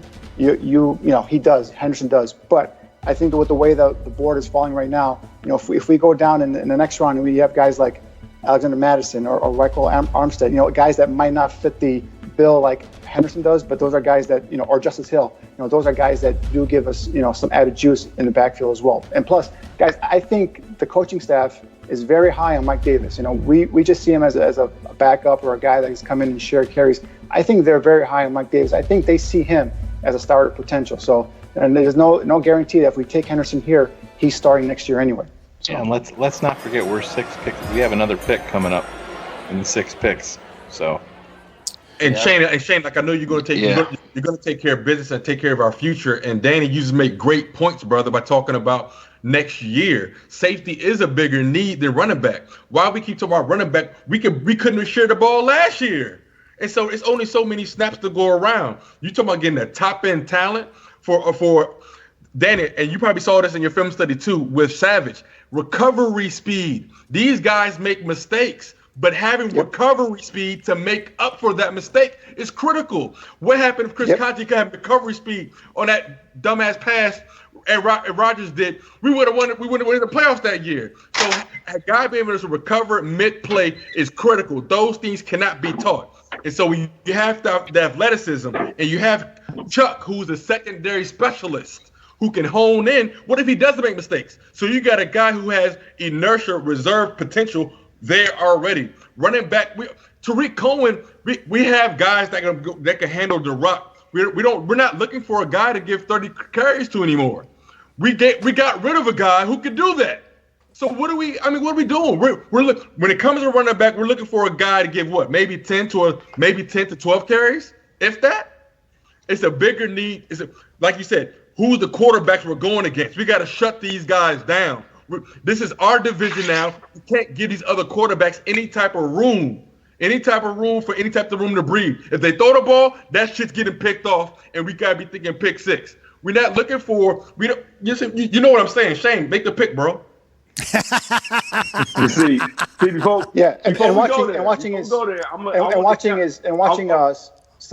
watching Savage's tape, you're right. There was one play where he actually got caught, peeking into the backfield, and the guy goes by him, and the guy had like 2 steps on him, and he turns around, flips his hips, opens it up, and he's just gone. He catches up with him and actually is in position to make a play on the ball. So recovery speed. This guy got here. I think he ran a 4.36 40 at the combine.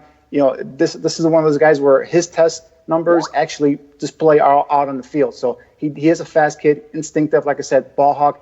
The guy can transition quickly. He's a guy that I think will be a contributor immediately, like I say, either at nickel and then eventually a starter next year. RBK. See, real quick before we make that pick, yes. I was gonna say I'm making the Darrell Henderson pick with what Shane is saying. We got 6 more picks until we back up. I see a kid that's on the board at safety that reminds me of Adrian Amos with better hands. And Edwards out of Kentucky. He has the size, he has the speed. The kid is a willing tackler, and he has the ball production.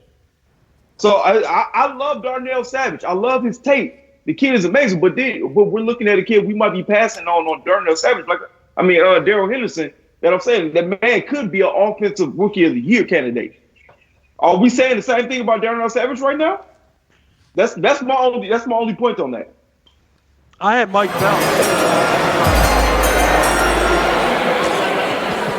It's the second time we've had the chimes for this pick. So, Shane, it's time to make a decision. Get up to that podium and make your call. I love the explosion that Henderson brings here, and I understand the rookie of the year hype surrounding him. But I would just put out there that Anthony Thomas won rookie of the year 1 year over LaDainian Tomlinson. So I'm not gonna put a lot of stock in that. I'm gonna stay true to my board. And when you're telling me that as division champs that I can essentially come away with 2 first-round talents, and we're picking in the 4th round right now, after we took Ja'Kai Polite in the 3rd round, our pick is going to be Darnell Savage. Darnell Savage. All right. So it's Ja'Kai Polite. I probably fucked that name up. Ja'Kai Polite and Darnell Savage. Disregard what the board says. I don't know what the hell happened to Savage on my board, so I'm just going to put in a placeholder here. Let's see. A punter. Fantastic. Yeah, there you go. A punter. No, we'll pick this guy. Yeah. Still trying to figure out how we got all Buffalo's picks. I don't know either, but let's go through it. It's Elijah Holyfield who was drafted. T.J. Edwards. Holyfield went to the Ravens. T.J. Edwards went to the Chargers. Dennis Daly, the offensive tackle, went to the Patriots. Mecole Hardman, the wide receiver, went to the Carolina Panthers. And then we got our guy, Darnell Savage, with the 24th pick of round 4, acquired in a trade. So let's move on here. Let's see who the next 5 picks are.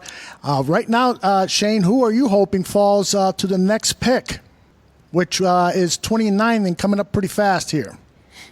I was looking over the board to see what kicker or punter Aldo was going to draft for us next, but no, we've added to this defense. I think Danny would agree with me. We're going to be looking at cornerbacks. We're going to be looking at running backs. We want to add some explosion to this offensive group. I think we can probably wait at this point on tight end. I do have my eye on a guy there. But, Danny, what are your thoughts? Yeah, here right now, Shane, I mean, I'm thinking Trevion Williams from Texas A&M or Darrell Henderson from Memphis in terms of running back, getting that need off the board, getting that filled right now. Tight end, looking over my board, like the best guy available right now is Waring from San Diego State. But again, he's a guy who's raw, talented as heck, could eventually be a Pro Bowl tight end. That's the kind of athleticism, the kind of playmaking ability he shows on the field. But again, he's a guy that would be a guy that you would kind of develop. I mean, you might be available in the 5th round or later on in this draft. So, but yeah, I mean, in terms of highest rated guys right now, I'd say either Trevion Williams from Texas A&M or Darrell Henderson from Memphis. Badge, any thoughts that you want to share with your GM? Yeah, if we're going cornerback here, I've got my eyes on Chris Boyd from Texas at this point in the draft. Solid tackler, definitely help in the run game from that cornerback spot. But at the same time, looking at running back, the guys that are available, I mean, with Henderson being there, this is a toss-up for me. I could go either or here at this point, running back or cornerback. All right, let me fill you in on the last several picks. Isaiah Johnson, the corner from Houston, is off the board. Ryan Finley, the quarterback from NC State, goes to the Arizona Cardinals. Justice Hill, a running back that Danny had his eye on, goes to the Redskins. And the Baltimore Ravens select edge rusher Jalen Jelks. And so that means the Chicago Bears are now on the clock. And that means I play my little tense music. Just to let you know, some of the tight ends who are still out there, Elise Mack, Caleb Wilson, C.J. Conroy, Donald Parheim, the big tall kid from Stetson, Drew Sample. Danny always salivates when I mention that name. Tommy Sweeney, Trevin Wesco, Zach Gentry. Bobby Bombs, any thoughts on where we should go with this next pick? Yeah, I mean, I'm looking at running back, obviously, but I think we did trade a pick away. Who knows? I think we traded our pick with Buffalo for we traded the 4th that we collected to Buffalo for their 4th, their 5th, and their 6th. Correct. So we've got the 29th pick of the 4th round, which is up right now, the 9th pick of the 5th round, and then the 8th pick of the 6th round, all from Buffalo in a trade. Yep. All right. So, I mean, I think there's still guys out. I know there's still running backs out there. I think, maybe we go running back, but also I want to see what corners do we have left on the board, because I mean, I know we got a couple guys, that we've talked about on shows that are behind Prince that can come in, but I want to see if there's any of these guys out there that, maybe we had ranked a little higher and they're still sitting there, or any cornerbacks left that we might want to pull in now. And I know we're pretty much on an all defensive draft right now. Yeah, that is very true. Let me get my computer under control here. Jesus Christ, what the hell is going on? So we're going to take. Computer is a very bad drafter.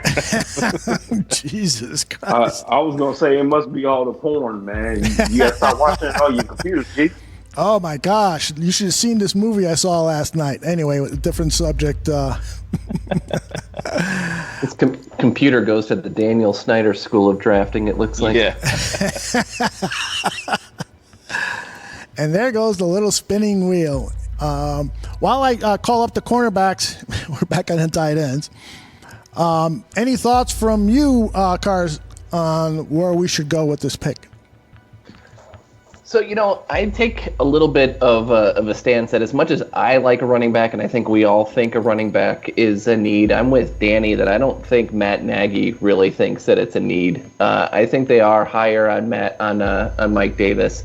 But I also think that, they want to pass the ball more than they did, right? It doesn't mean they're not going to go balanced, but I think they're going to look at growth in Anthony Miller, development of Allen Robinson, right? I think we've talked about Burton. If Shaheen is healthy, I think they want him to be a focal point. So if I look at this, I don't think Nagy thinks that running back is so much of a need. So I would look other places, as much as me as a fan would love a Henderson at this point.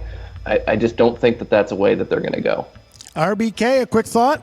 Like I said, my stance, man. I made the case for my man for the last pick, and I'm looking like I'm eating crow at this point because he's still here.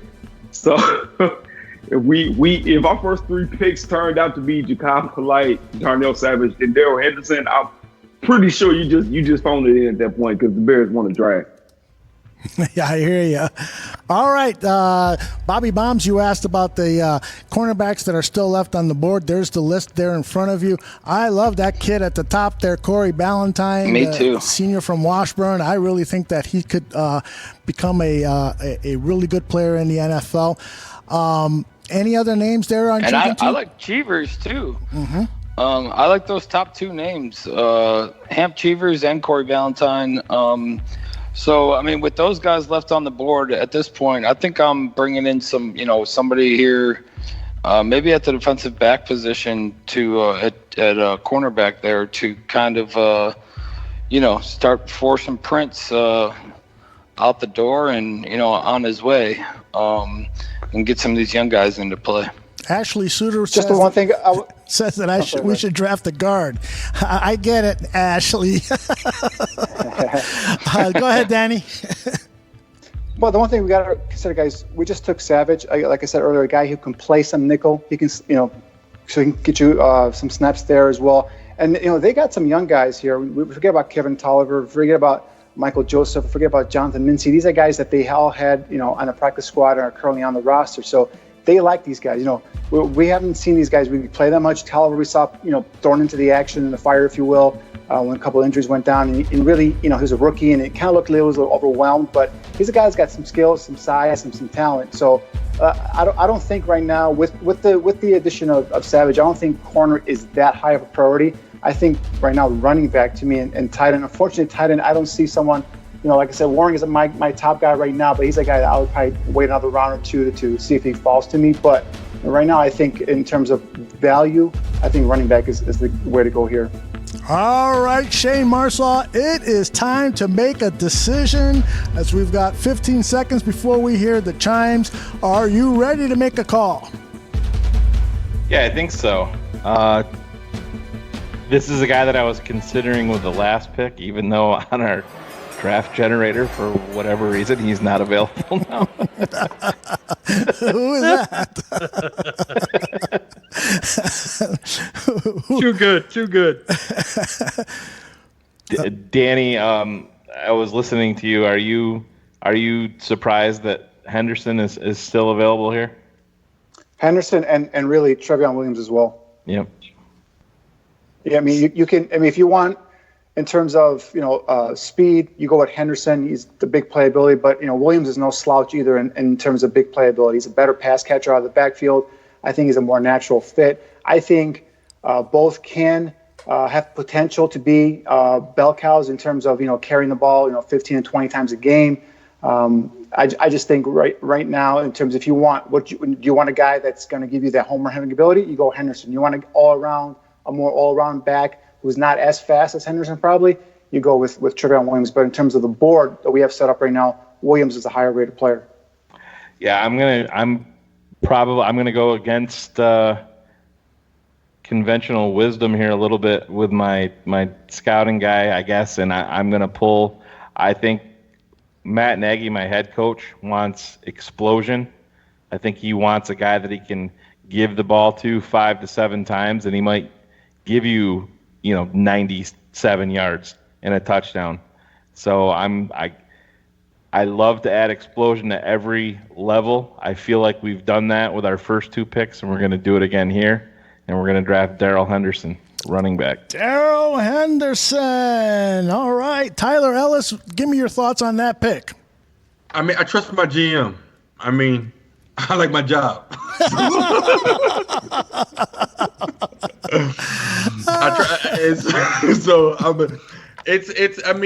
He has talent, and I think Shayne just said it best: 5 to 7 carries, 5 to 7 attempts. I mean, those type of guys aren't going to get rookie of the honor years because they're not going to get that many snaps. If I can just be personal for a second, I just think we're really, and I want to get Danny and Shayne's thought process on this. Is Ryan Nall being really overlooked? I mean, you know how much home run ability this guy has? When's the last time we really looked at his tape? This guy not only breaks tackles and it's hard to go down. He has second level speed after getting through the second level of defenders. And we traded away Jordan Howard to give these guys a chance. When are these guys gonna get a chance if we get a guys in-house a chance? And I'm not saying I do love defense, and we can never have enough pass rushers. But it's just like, hey, we got some special guys, and I just feel like Ryan, Pace, and Nagy, they're gonna throw us for a loop. But I trust my GM. If our draft looks like this on Friday this weekend, I'm jacked. And so this is an amazing draft. It'll be awesome for it to look like this. I won't be mad at all. So I definitely like the pick. It works. I like Mike Davis in the red zone. I personally like Mike Davis. I feel like our offensive line is better than Seattle's, in my opinion. And so I just feel like those lanes are going to be there. Tariq Cohen, I won't be mad at this at all. All right, as we head towards the end of the round 4, Ross Pierschbacher, the offensive guard from Alabama, Savion Smith, another guy from Alabama, the corner is off the board. Drew Samia, offensive guard from Oklahoma, is gone. Mike Edwards, the safety, goes to Pittsburgh with the 33rd pick. Dallas picks Caleb Wilson, the tight end from UCLA. Shane and Danny, I'd like you to talk a little bit about what Tyler was just commenting on regarding the draft so far. Well, in terms of Null, he's an awesome kid. He's a guy I know who's working in the offseason. He's working his ass off in terms of getting faster, getting more explosion in terms of his lower body. But he's a guy who's 6'2", 230-some pounds. He's a bigger guy. He's a bigger back. With all due respect, I don't see Ryan Null running a 4.4 40 anytime soon. And that's what this kid Henderson gives you. This kid is a one plant, and he'll explode through the line of scrimmage. He's into the second level with the blink of an eye, and next thing you know, he's taking defenders who have got a good angle on him, and he's beating them to that point, and he's taking it to the house. So I think like the GM said, like Shane said, we want, or Nagy wants, get that explosiveness in the backfield, and I think a kid like Henderson provides you that. Null was the guy who's going to be able to get you those, 3rd and 1, 3rd and 2 carries and get you the first down with some of that power, some of the speed. He's got some quickness, no doubt. He got some speed. He has speed. He doesn't have Darrell Henderson speed. No, of course not. No. And that's what the coach wants. He wants that home run hitting speed. And Henderson's got that. Go ahead, Cars. Oh, well, I was just going to say, he's got that multi-position versatility, right? Like he was running wheel routes at in Memphis. He was running go routes, right? They were splitting him out wide. They were putting him in the slot. Like Henderson had a lot of those things that we use. You wanted to use Jordan Howard for that he just couldn't do. As much as I might like Null, it makes sense to get somebody that can basically, you could set him out wide and you can actually be concerned he's going to run a route. Null, you just can't do that. And I think that's what Nagy values more than anything else. Any other thoughts? Badge, you got? Go ahead. I mean, so Henderson's coming. Memphis, they run that zone scheme, inside zone, outside zone. They do, some of the same things. And then Henderson, I want to say, was the one I read on that said he had the most 40-plus yards, right? He had the most 50-plus yards. Yeah, well, 40-plus, I think he had like 15. 50-plus, he had like another 15 or something. But in all the FBS, he had the most 40-plus yard plays. So the explosiveness and the big playability is just ridiculous with this kid. The fact that he was still sitting here for us to grab at this point is just mind-blowing to me. And the fact that we ended up with him and added him to a backfield that I think really is going to be one of the best in the league, just perfect, lined up perfect. RKB, any thoughts? At this point, Shane, I was gonna say, at this point, Shane, man, Dan's not coming over, man. I'm the one that's coming over. These first 3 picks, this is knocking it out the park because you got possibly a running back who you could look at in terms of being the best back in this class from a production standpoint. Then you get a first-round talent in Ja'Gai Polite, who's a top 10 talent, and then you get Darnell Savage. If these were the first 3 picks for the Bears, you have 3 potential starters. That could be day one starters for you, but we don't need them to start day one. All right, let me catch you up with the last 5 picks. Anthony Johnson, the wide receiver from Buffalo, goes to the Packers. Mike Weber, the running back from Ohio State, goes to the Eagles. Man, they're loading up on running backs. Tyree Jackson, the quarterback from Buffalo, goes to the Jags. Dexter Williams, the running back from Notre Dame, goes to the Pittsburgh Steelers. And Baltimore Ravens select quarterback Jarrett Stidham. Any surprises there, Cars? Sorry. No, not really. I mean, at this point, there's not a whole lot of surprises. I think if I looked at anything, Stidham going to Baltimore, you have to wonder long-term how big on Lamar Jackson they really are. Is he actually going to be able to play quarterback or not? I don't think he's going to be, and so that gimmick offense is going to go away after this year, but he could be the guy that would do the replacement, so that'd be an interesting pickup for him. Mm-hmm. All right, more updates. Miles Boykin, the wide receiver from Notre Dame, goes to the Cowboys. Mike Bell, the free safety from Fresno State, goes to the Giants. Ben Powers, the interior lineman from Oklahoma, goes to the Ravens. The Bucks get Jacoby Myers, the wide receiver from NC State. And my boy, Corey Ballantyne, the cornerback, goes to the Detroit Lions. And that means that the Chicago Bears are on the clock. And guess what? I see the phones are ringing. Careful.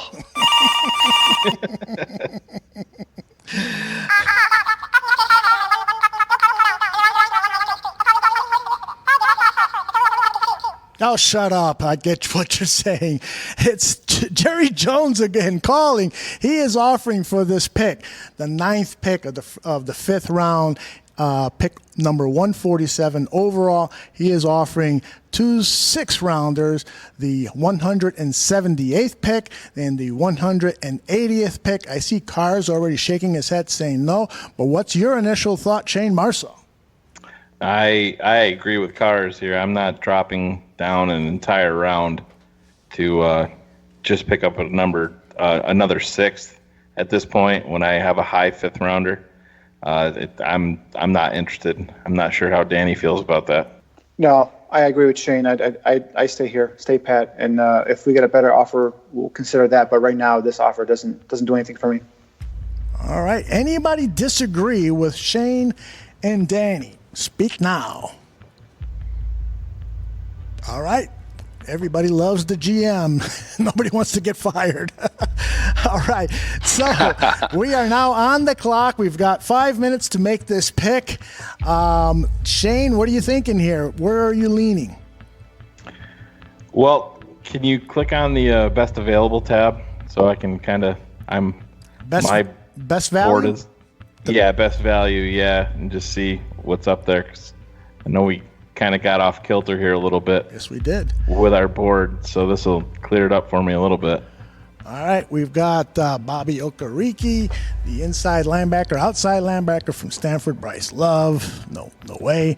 Carl Granderson, Chase Hansen, Clayton Thorson, DeMarcus Lodge, Darius Slayton, David Long Jr., Dalen Mack, DeMarcus Christmas, Dylan Mitchell, Drew Sampo, Drew Tranquil, Greg Jennings, Isaac Nauta, another tight end from Georgia. And hey, look at this guy. We won't say anything. I know that ain't who I think it is. And here's a couple of interesting names. Rodney Anderson and Penny Hart were a couple of guys we saw down at the Senior Bowl. Rodney was not there, but Penny Hart was. Danny, what did you like about Penny Hart? Because I know we talked about him while we were down there. Yeah, he was the slot receiver that was unguardable down at the Senior Bowl. I mean, give this guy a two-way go, and you can't touch him. The one knock about him, though, is he doesn't have the long arms, kind of similar to what we were talking about with Andy Isabella. And his ability to, stretch away from his body to reel in the catch. Those are some knocks on him. But he's a dynamo in terms of slot receiver. Again, we're right now we're looking at the roster we have right now. We're already 6 or 7 deep in terms of receiver. Do we want to use a pick here on a guy that may or may not make an impact this season? I don't know, but he's that guy definitely. I mean, if we're looking at a receiver, there's probably going to be some other receivers that like Dylan Mitchell, kid from Oregon, is a pretty damn good receiver. DeMarcus Lodge from Ole Miss is a pretty good receiver as well. So. But I mean, I like Penny Hart. If we do go Penny Hart here, if the GM goes Penny Hart, I wouldn't I wouldn't be upset. I just think maybe we might be able to get some better value with this pick. Anybody else has a thought they want to share with Shayne before we ask him to step up to the podium? Yeah, I'm thinking cornerback here, guys. I really, I feel like that's a position that we haven't looked at yet. I mean, we've looked at it, but haven't made a move. And, Shayne's mentioned it before as far as, Prince of Mukamara. I feel like that's a position we should be looking at right here. Jimmy Moreland. Sorry, just clearing my throat. No, I'm with you. Jimmy Moreland would definitely be my guy here. I do find it interesting why we kept Joseph on the practice squad all year, and Kevin Tolliver was on the active roster, so I think they see a lot in both of those guys. But for sure, Moreland would be hands down my guy at this point. Who was it at the beginning of the show that highlighted Moreland for us? Was it you, Ryan? Yeah, it was definitely me. Yeah, exactly. Seeing him on the board at this point, and we're up at pick, man. That's the guy I'm looking at. All right, and what are your thoughts, Bobby Bombs? I like. I do. I think DB is a good pick here, especially with the best available remaining. I think we still have to address offensive line somewhere though. Get another guy in there. I mean, we could do that, but I think for best value remaining, I'm going with either Jimmy Moreland or Hamp Cheevers. The other guys, I really don't see it, but I think Cheevers was actually on the visit list too, wasn't he? I don't recall if that's the case. Hamp Cheevers from Boston College. Tyler Ellis, some thoughts? You're on mute, Tyler. There I am. You hear me? Yes. My man. Any thoughts on where we should go here? Cornerback? No. Bobby just my Marine got my back. We can't forget about protecting the asset. We haven't gone interior offensive line. I mean, I love James Daniels and everything we're doing. We talked about the backup before. Corner. And real quick, I know we got these tight ends we're looking at. Do we really want another raw project? Because we got a project that we're not done with already.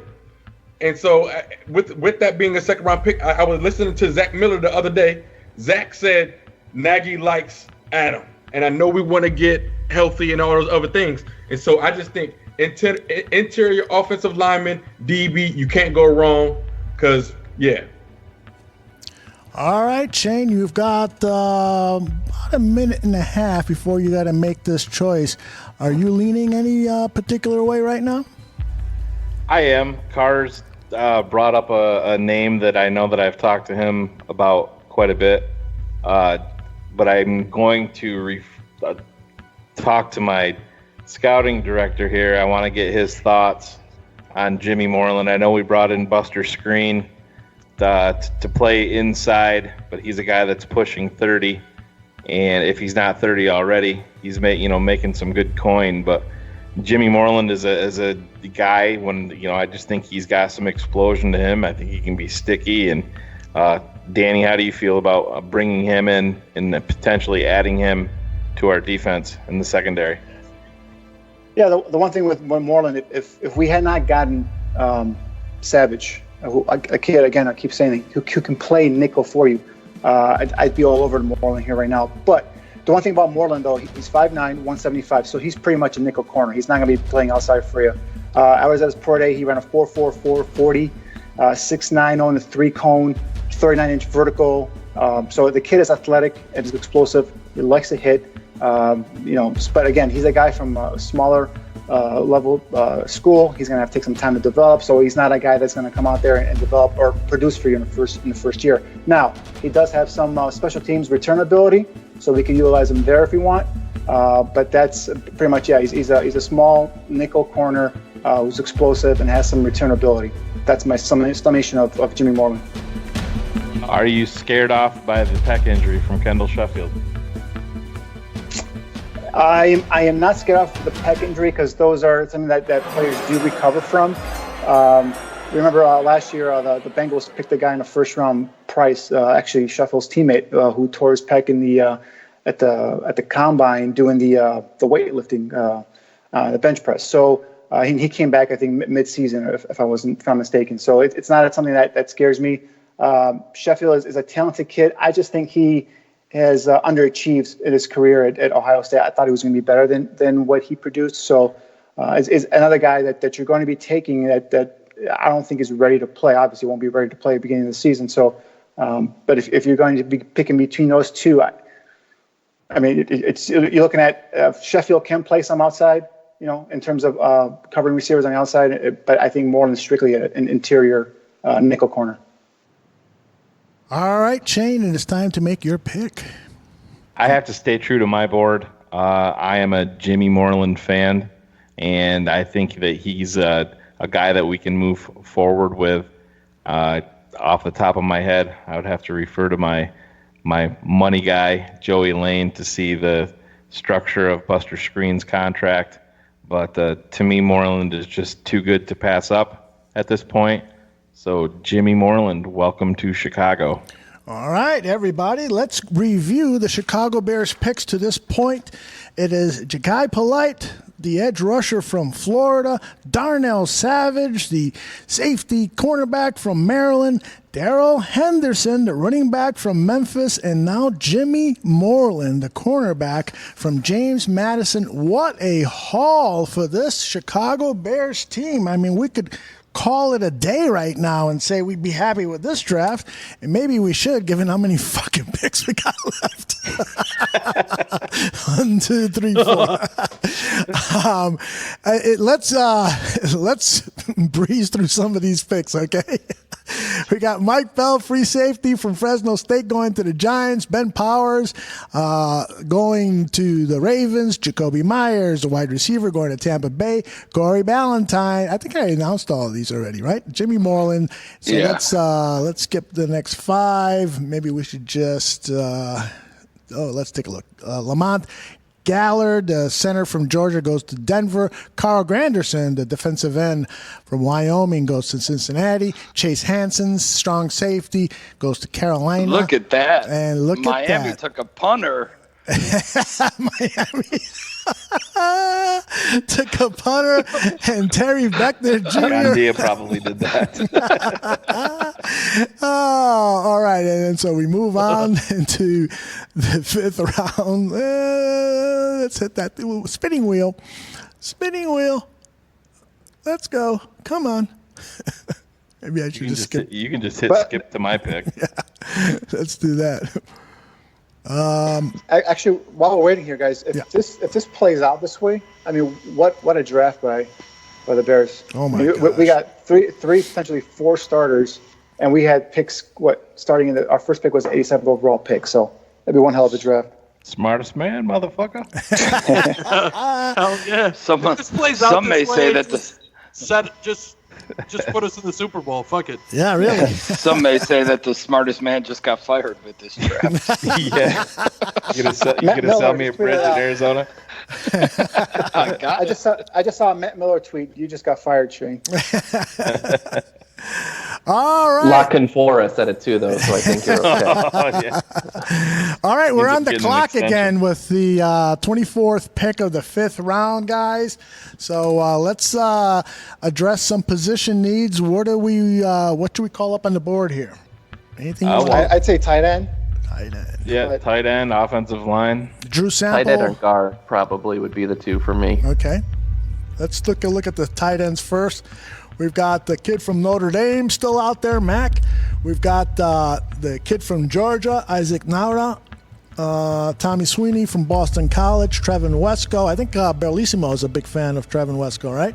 Zach Gentry, who Badge mentioned earlier, from Michigan. So those are some of the big names at tight end. Anybody on that list, Danny Shimon, that appeals to you? Isaac Nada is a decent stretch tight end. He's a guy that lines up in line, but really he's more of a stretched guy. Keenan Brown is a interesting prospect. He's only 6'2". He's a guy that played actually receiver at Oklahoma State and then transferred to Texas State and became a tight end. He's not a tall, but he's a wide body tight end. A guy who's more like, again, is a developmental kid. Of that list, my guy Waring looks like it's been picked. But of that list, I'd say Mac would be, the top of mind here in terms of going here if we're going to go tight end. Okay.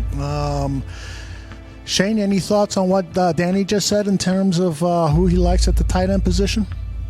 Well, when we had Colin Thompson on, Mac was the guy that I brought up that was on my list with him, and I know Colin agreed with me. You like to see that athletic upside there. Not a huge Notre Dame guy, as everybody knows, but I think that there's a lot to work with there. When you're talking about this late in the draft, that's what you're looking at. You're looking for traits that are workable, and this is a kid that has that. So, yeah, he's definitely on my short list of guys to pull the trigger on here. All right, and we're taking a look at the list of interior linemen. I'll be honest with you, there's only a couple of names here that I recognize. Nate Herbig from Stanford and the kid from Notre Dame, Alex Bars. The rest of these guys... There's a couple of guys on this list I just want to draft so you have to read the name. Like the kid from Youngstown State, right? I'm all over the guy from BYU right now. That's for sure. All right, what's his name there, Cars? Louis Lapoule. Okay. Sure, let's just go with that. That's close enough. Alex Bars is one that we did have in on a visit, and with he's standing there, he had him not last year, but the year before. So I think a lot of that's going to depend on what he thinks of the kid. I don't think the kid would have got a visit if Heastand didn't think that he had some promising talent. Mm-hmm. And one thing to keep in mind here, guys, about offensive linemen, they are moving Rashard Coward to play some guard as well this offseason. So he's going to be playing some right tackle and some guard. Plus, they signed Ted Larson. We signed him back from Miami. He's a guy that's versatile where he can play both center and guard. So I don't know if guard is a pressing need. And guys on this list here, really nothing sticks out in terms of go get him. So I don't know if guard is the way to go here. Aldo, if you could, I want to go off the map here just a little bit, and Sure. if you could click on wide receiver for me. Absolutely. We've got about 3 minutes before the pick is supposed to be submitted, and let me call up the wide receiver list. Is there any particular player, Shane, that you're hoping you're going to see on this list? I don't know the way this board has fallen. I tried to keep track, but I know it's impossible. It didn't work very well. If Keelan Doss is available, he's a kid that really stood out at the Senior Bowl, and he's a kid who's been comped to Keenan Allen from the Chargers. So smooth, easy route runner. Not a guy that's got blazing speed, but a guy who's got some size, can extend away from his body, can contour his body, make tough catches, contested catches. So if he's available, he's a guy to definitely take a look at. Other guys on this list here doesn't look like he's available, but guys like Danny, what you think about Wesley? Who? Which one?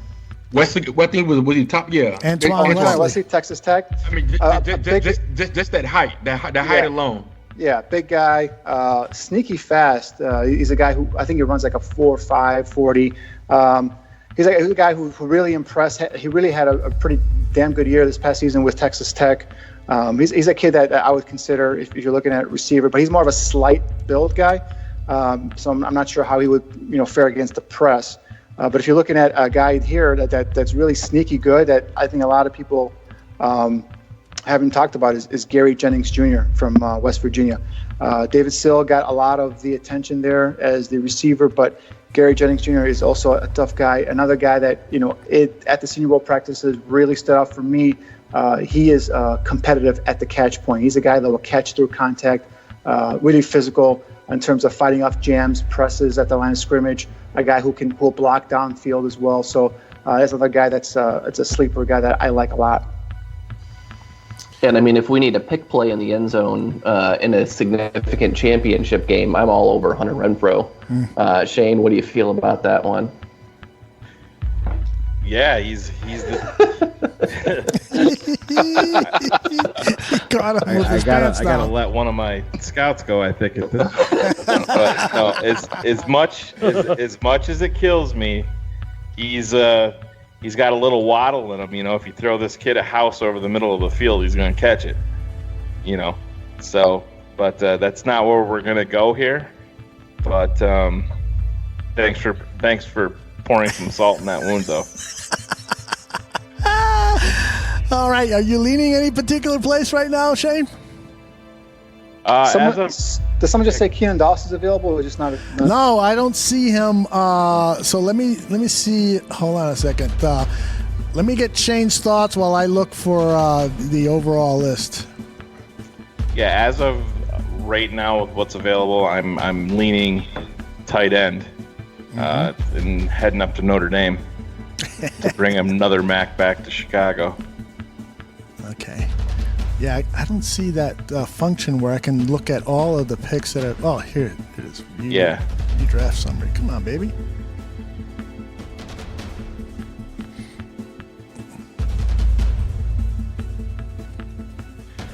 So we're looking for Doss, right?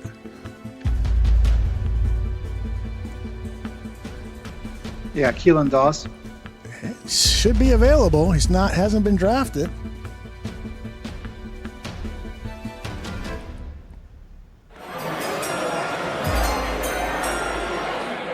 All right. Well, let's say he is available because he's definitely has not been picked. And I think you just have to go to view remaining players, and I think it'll expand it. I think Bobby is right.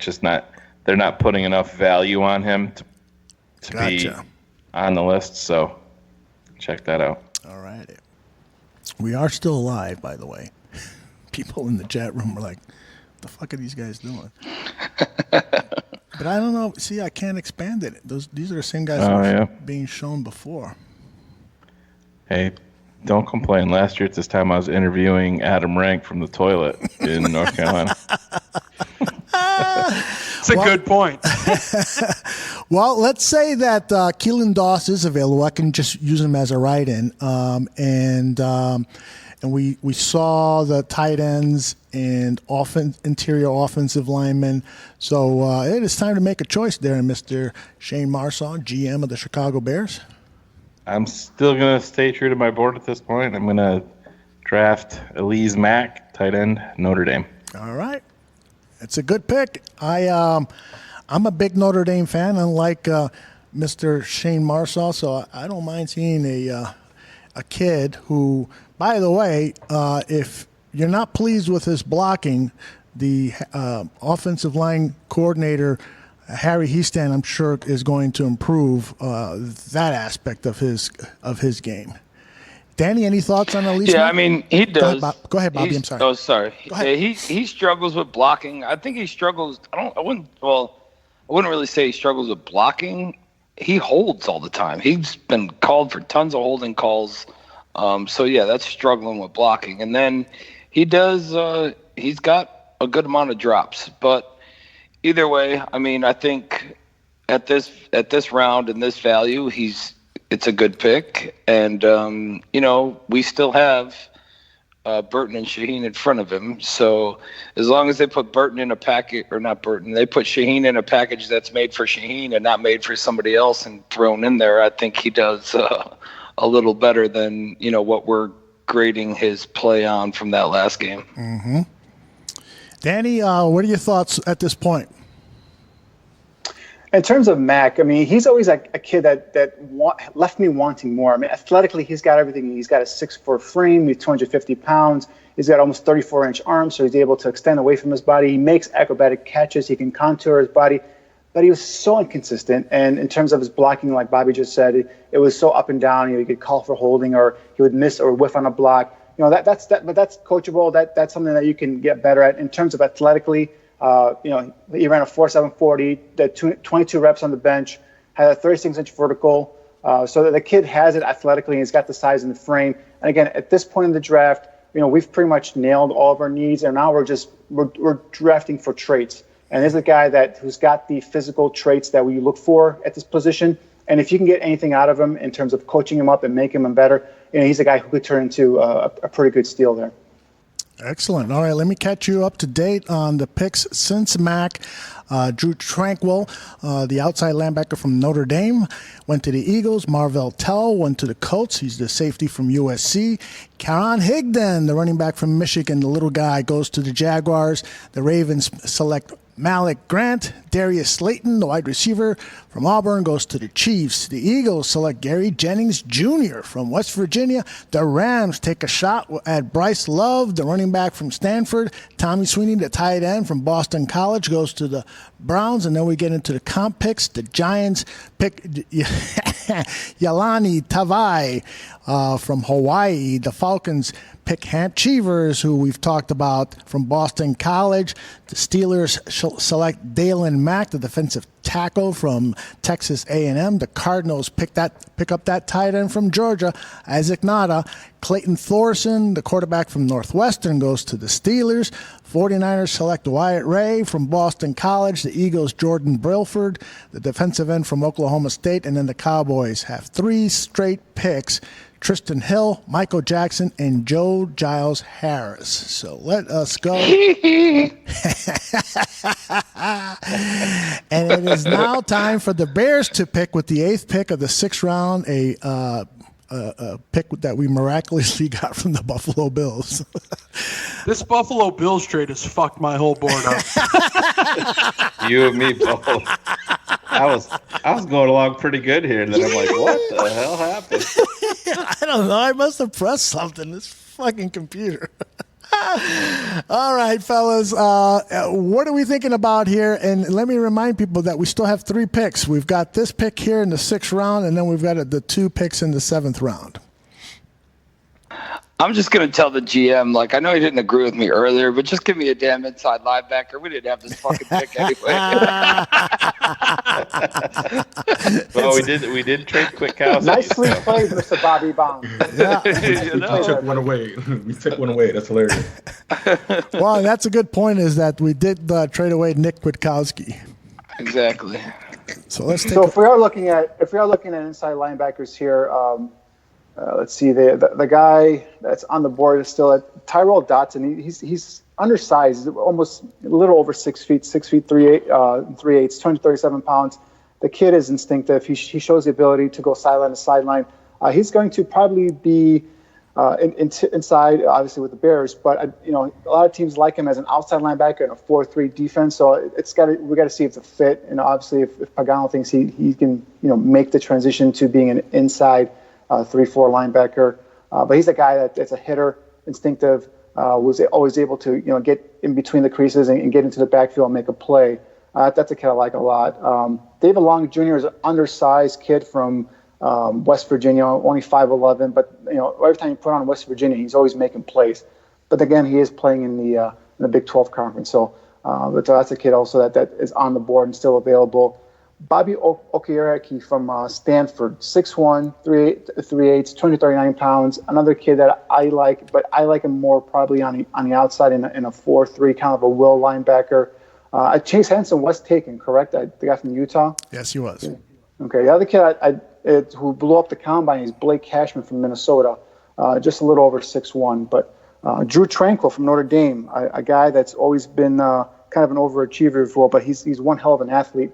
Put on a show at the combine as well. So he's a guy that I think would be a really nice fit on special teams.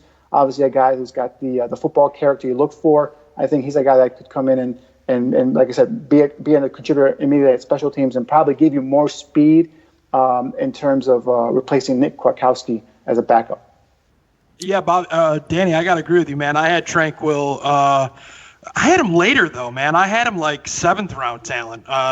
His coverage is one of the things that stood out to me. He's definitely would definitely be a better fit than Kwiatkowski in coverage. But I want to say I already saw him gone, I thought, in this mock. Yeah, I mean, Tranquil put on a show at the combine. He ran a 4.57 40, did 31 reps on the bench, had a 37.5-inch vertical, a 6.94 3-cone, and came in at 6'2", 234 pounds. So he definitely impressed me athletically in terms of what he did at the combine. I didn't expect that out of him. So, but he's definitely a guy. If he's available, if you want to consider a guy, He's not. Okay. He's not. Yeah. Let me ask you guys as a group, how do you feel about our depth behind Eddie Goldman? That's you and I talked about, Shane, that with Ren. That's a guy that I looked at a lot in terms of maybe bringing in someone who could back him up. But yeah, I definitely would consider someone here right now.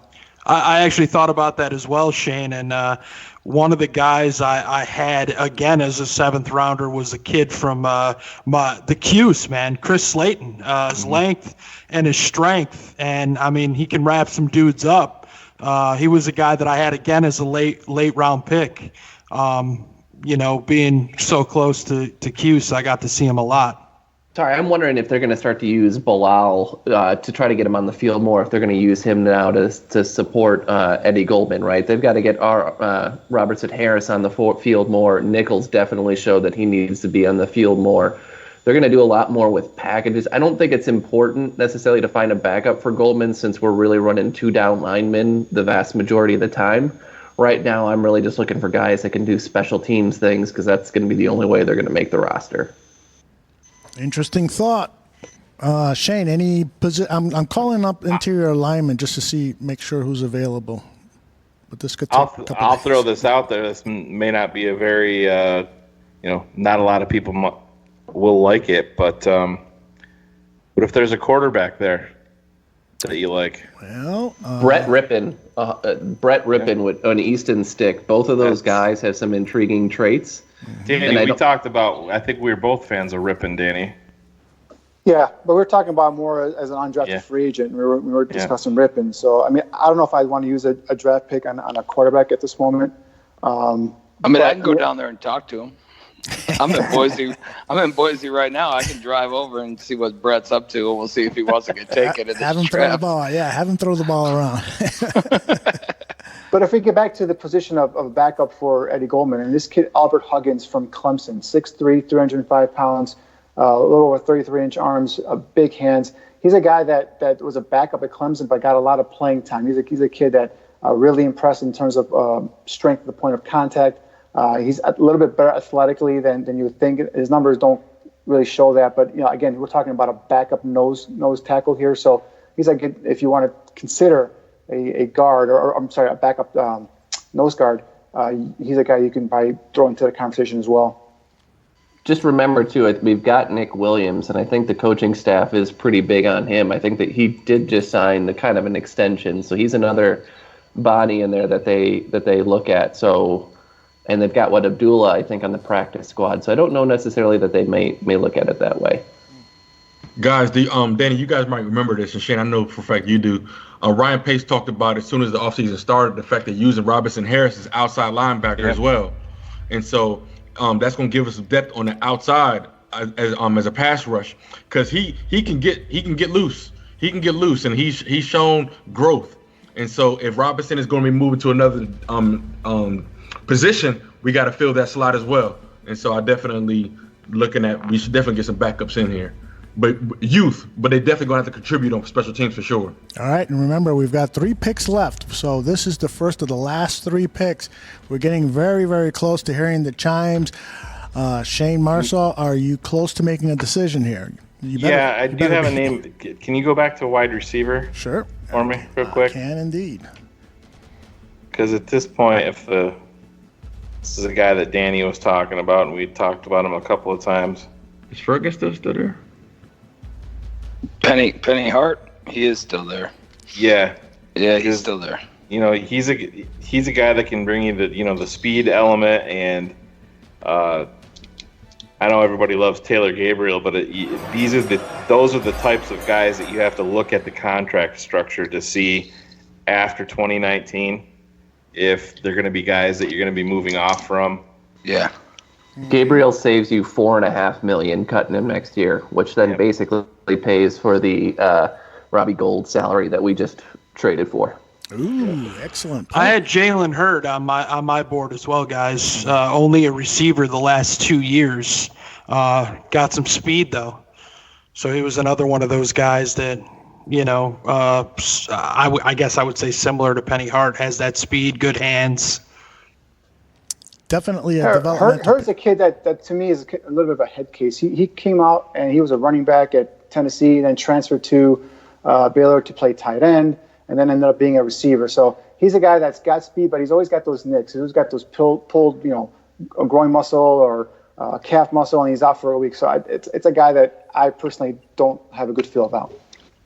There's a guy on there that I like a lot, but I think it's still too early for him. Tony Pollard. I know he's. I actually ran into his tape watching some on Henderson, but that kid is explosive. They kind of move him all around, and he's kind of that gimmick scat back player. I don't know, Danny, if you got anything on him, but I know we just got Patterson in here, but this kid had, I want to say it was 7 kick returns for touchdowns, and he's a beast when it comes to that. And I think he's like one of those naggy guys, one of those screen guys. You get him underneath, and that kid's gone.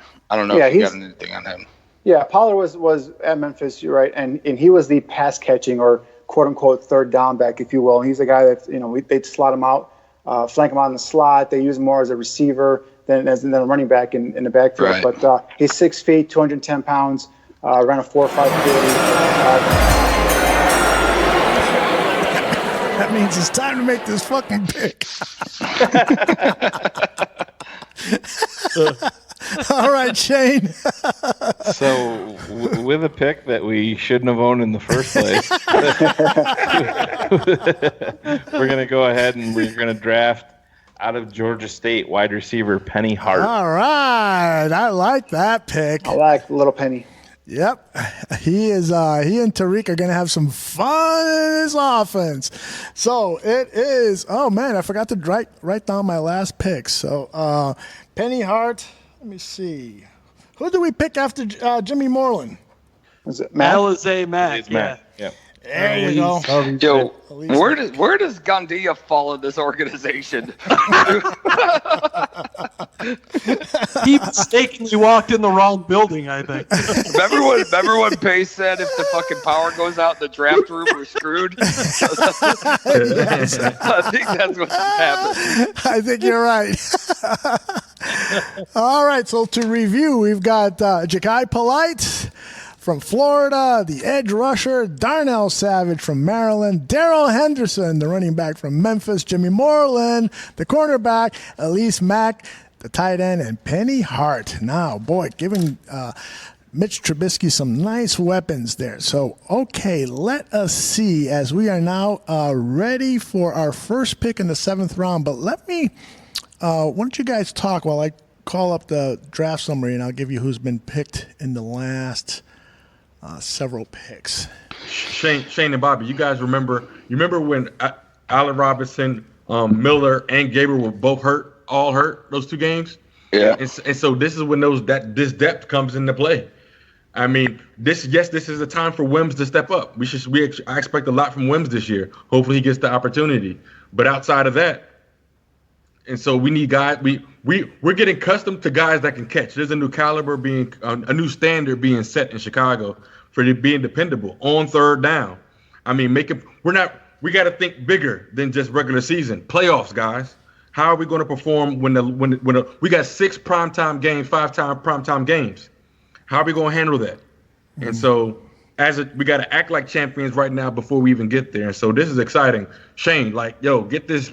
If we get this draft board, and for the record, man, I like the guy Henderson. I ain't saying I don't want him. I just don't want to get my hopes up because to have him and Tariq back there, this sounds insane. Mm-hmm. And so if our draft even looks like half like this, man, it's a wrap. It's a wrap, bro. It is. No doubt. You know what? I mean, one thing that I don't want to happen is I don't want. Granted, we don't have a 1st and a 2nd round pick, Red, but we all know how we are as Bears fans and how things go. I know we don't have any place where we need an immediate impact, but what I don't want is for the fan base or for us to judge this 3rd round pick as he's a 1st round talent. Oh, it's good. You're right, Bobby. It's going to happen. It's definitely going to happen, and people are going to be talking crap about this kid and whoever it is. It really doesn't matter. But they're going to expect a 1st round talent out of a 3rd round pick, and I think we just need to prepare ourselves that that's not really the case. Just because. Go ahead. you even see it with the media. Rich Campbell and Dan Weeder, the Negativity brothers, they were speaking on their podcast that if Miles Sanders and Darrell Henderson and David Montgomery were all available at 87 and Ryan Pace decided to go in a different direction, that the entire draft was an epic failure. Mm-hmm. You gotta be kidding me. But it's just they get. I don't expect anything more from those guys. That sounds about so par. True. But I don't think any other team is going to hold a third-round pick in such high regard as we are this year. Yep. No, that's a great point. Well, let me go through some of the names that are still available here as I hit the button of best value remaining. We've got Alex Wesley, the wide receiver from Northern Colorado, Andrew Van Ginkel, the outside linebacker from Wisconsin, Blaise Brown from Troy, he's a corner, Cameron Smith, inside linebacker, Cody Barton from Utah, the outside linebacker, Greg Dortch from Wake Forest, wide receiver, Hunter Renfro, wide receiver from Clemson, Shayne Marsaw from USC, the cornerback. I spoke with him at the Senior Bowl, and he said, listen, I know I got a lot of work ahead of me. I got a lot to learn, but no one's going to work harder at earning a spot on the roster. Jalen Hurd. There's Danny's boy. There's Danny's. Down there. Where you see Keelan Doss. He is there, a wide receiver from UC Davis. A couple of other names of interest. Let's see. Ryan Connolly, the inside linebacker from Wisconsin. Stanley Morgan Jr., the wide receiver we've talked about. Terry Godwin from Georgia. Who else? Anyone else? Oh, look at this. Wes Hills from Slippery Rock, who is best friends with Bilal Nichols. Wes told me that he called Bilal Nichols and got advice from him, and he would love to be a Chicago Bear. So we've got 2 picks here in the 7th round. This is the best value available according to firstpick.com. Any thoughts? I haven't heard from you in a while there, Ryan Billingsley Kirkland. Any thoughts on these guys? Do you want to? He had to drop, Elder. He left. Yeah. I don't blame him. We've had a lot of people drop in the last hour. And thanks for being on the show, Ryan. All right. So anybody want to chime in with some thoughts on any of these players? So I like Pipkins out of Sioux Falls. Good. Yeah. Yep. He's got some frame. He's got some size. Obviously, he could sit behind Massey for a year or two and learn. But at this point, he'd make a good depth piece, especially if we are moving Coward inside. He kind of makes a lot of sense at that position for me. Trey Pipkins. Yeah, he was on somebody's show.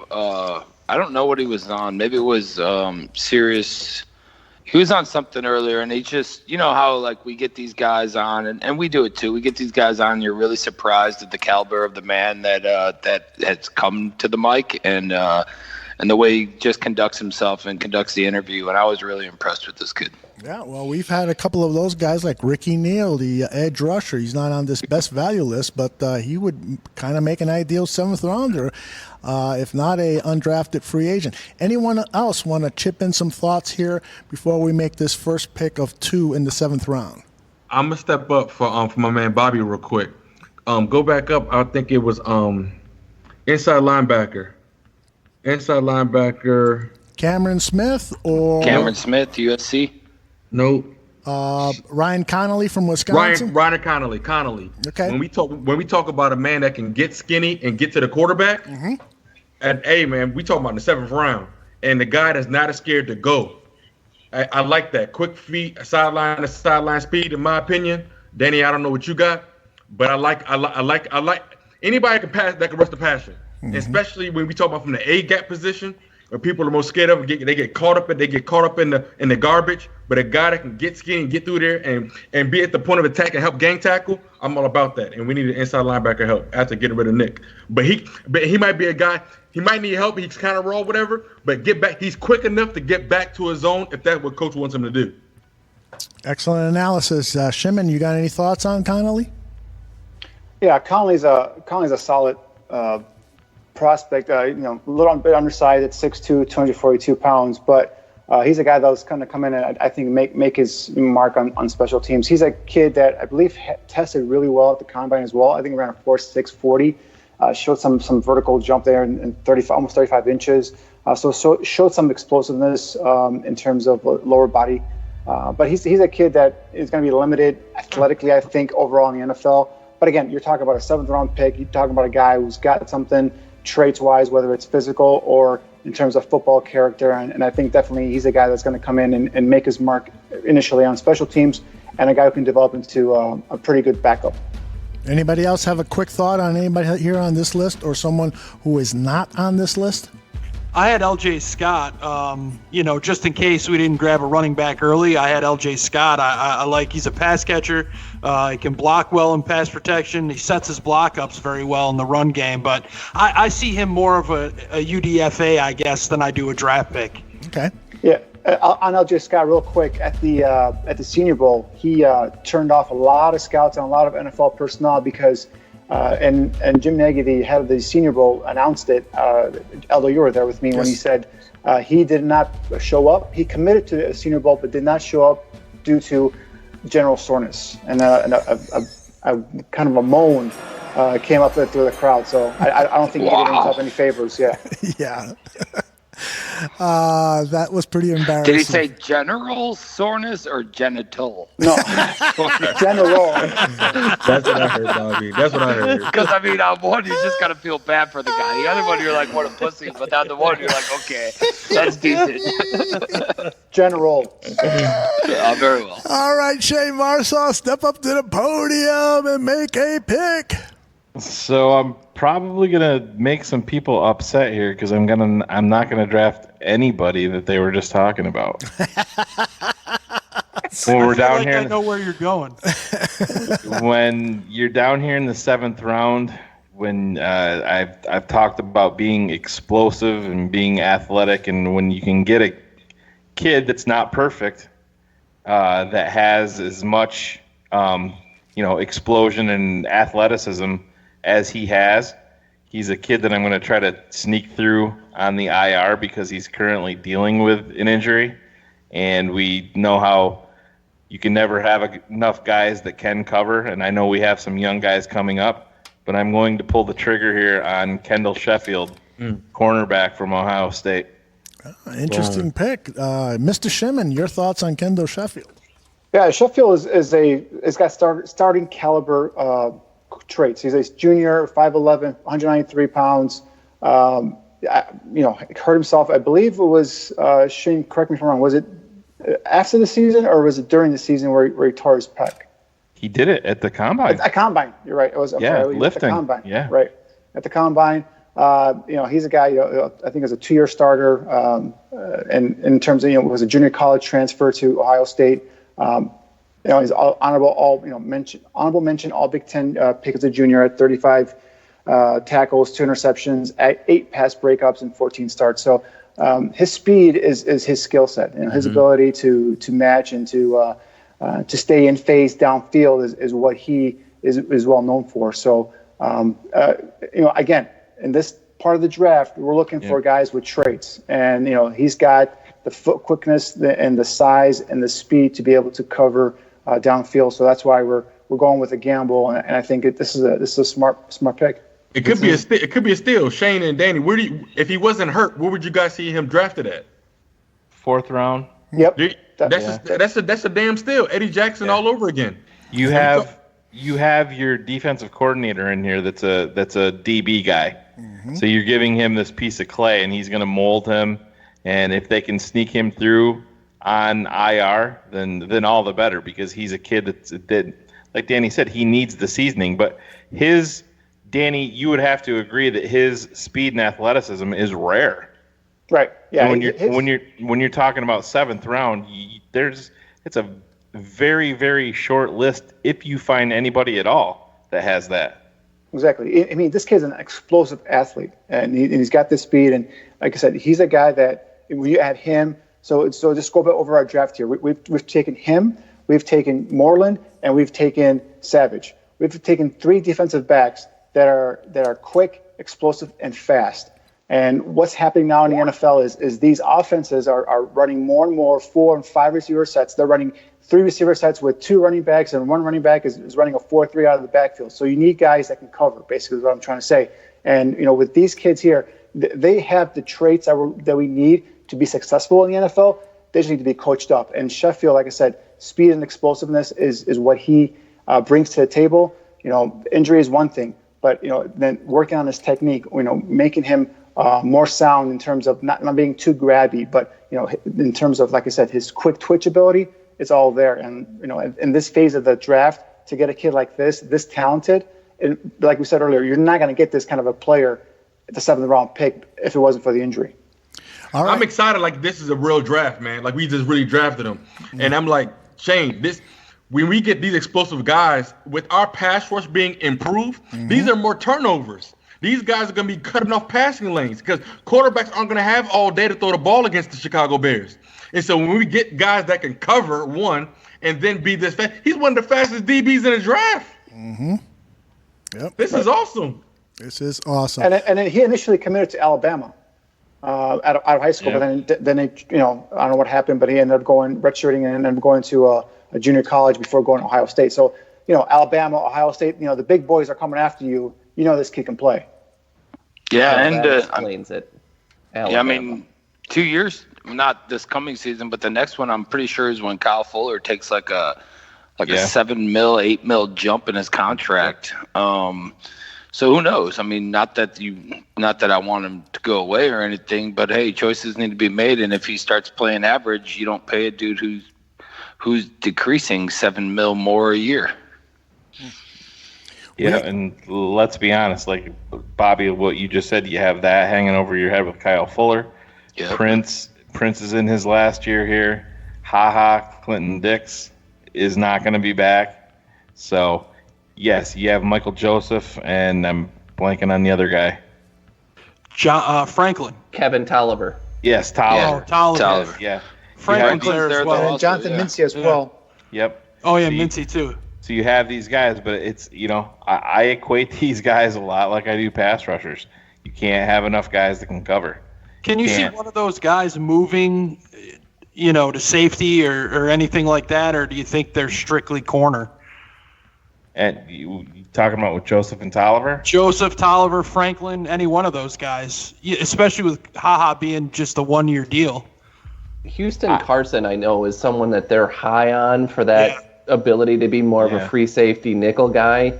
I don't think you could look at any of those guys being able to move over. No, okay. I think they're all. I think Tolliver is kind of like a boundary corner. I think Mincy's really more of an inside guy. I don't see any of them can really do that. Yeah, and you, Franklin, I was kind of surprised myself that they ever moved him to corner in the first place. I know he played wide receiver. He's again, you're talking about speed. That that's his main skill there. I just don't think he's going to be a guy. Maybe he's a guy that they bring in just to keep around and take a chance on the practice squad. But the more of these guys that I can get in here into my system and have them under my control, then it's going to sort itself out. All right, we have about a minute and a half before we have to make this final pick of the draft. I just had up on the screen the quarterbacks that we have talked about in previous shows and earlier in this show. Brett Ripien and Easton Stick are still available, and then Kyle Schumer is someone that we've talked about a few shows ago. Danny, you like this quarterback, Kyle Schumer, correct? Shermer, actually, that's Pat Shermer's kid. Right. He's a smart quarterback. He's cerebral. He's very good in terms of the short to intermediate passes. He's got the length in terms of the size. I think he's 6'4", but he doesn't have the arm strength to play in the NFL. And I think what we were talking about, going back to that show, is we're talking about guys you just bring in as camp arms or guys you bring in as undrafted free agents and give them a shot to prove. But yeah, I mean, he's a coach's son, obviously, so he knows the game. He can pick up a playbook, pretty simple. And he went to Vanderbilt, so he's pretty smart. But he's a guy that physically he's limited in terms of arm strength. Okay. Any position groups you want to take a look at before we make this last pick? Speak now or forever hold. I think we've done a great job in terms of covering all angles of this football team. Okay. And I think this is definitely a quarterback pick. For one, we don't Bray doesn't have any more practice squad eligibility. You can't hide him there anymore. And he's wearing number 9, and that's got to go to Robbie now. So you might as well just cut him loose. But just to have somebody over there and that, I don't. Do we need a punter? We don't need a punter. I'm UDFA. Yeah, we got mega punt. Shayne's favorite. My boy. Slow Donald, as I like to call him. Cars, a quick thought before Shayne makes the final pick here? Can I look at tackles real quick? I'm a big fan of Rippon. I think it's a good time to take a developmental guy. I don't think that Chase Daniel is really going to be more than a coach, and at some point you're going to want somebody in that's going to be more consistent. So I think Rippon is that guy. I think that's really what works for me. Okay, there's a look at the interior defensive lineman. I think you meant offensive tackle. Yeah, offensive tackle. My bad. Yep, sorry. My bad. And in terms of quality available players, I think receiver right now is where it is basically. If you're looking at best player available, I think Pipkins is the other one. I'm really big on that. If you're not going to go quarterback, I think a guy that has the frame, and if you're going to trust in he stand right. If Mitch is the guy, we all know that Massey isn't going to be around for forever. If you could start drafting that guy to take over that right tackle spot in a year or two, that's the other place I'd go. Yeah, I agree. If we're going to gamble on a player or a position here, I'd rather go big offensive lineman. Pipkins is 6'6", 309 pounds, raw as heck. He's got almost 34-inch arms, which you love to see in blockers. But what concerns me, only 16 reps on the bench, which tells me that he needs some play strength there. He needs to develop. Again, we know he's a rookie. He's a raw kid. He's just basically a piece of clay here we're going to mold, right? So, but he's got the feet. He's got the length. He's got the size to play tackle in the NFL. So it's just I did it to Danny again. Played the chimes right in the middle of a thought. Sorry, Danny, but it is time for Shayne Marsaw to make this final pick. And who knows, it could be a future Hall of Famer. Shayne, who are you going to select? I love the thought of adding another offensive tackle here, but Danny brought up a friend of the show, Rashad Coward, where they want to give him the versatility of playing guard and tackle. Something that he talked about. But this is a different Chicago Bears. This is a move that the Bears don't do a lot of. Chase Daniel makes a lot of money. Tyler Bray doesn't really do a heck of a lot for me. But I'm going to take another gamble here with my last pick, and I'm going to gamble on the most important position in all of football, and that's quarterback. A lot of people may not agree with it, but this is a kid that I think he's smart. Some people consider him undersized. Danny, we talked about him. I know, Cars, you've mentioned him. Bobby has as well.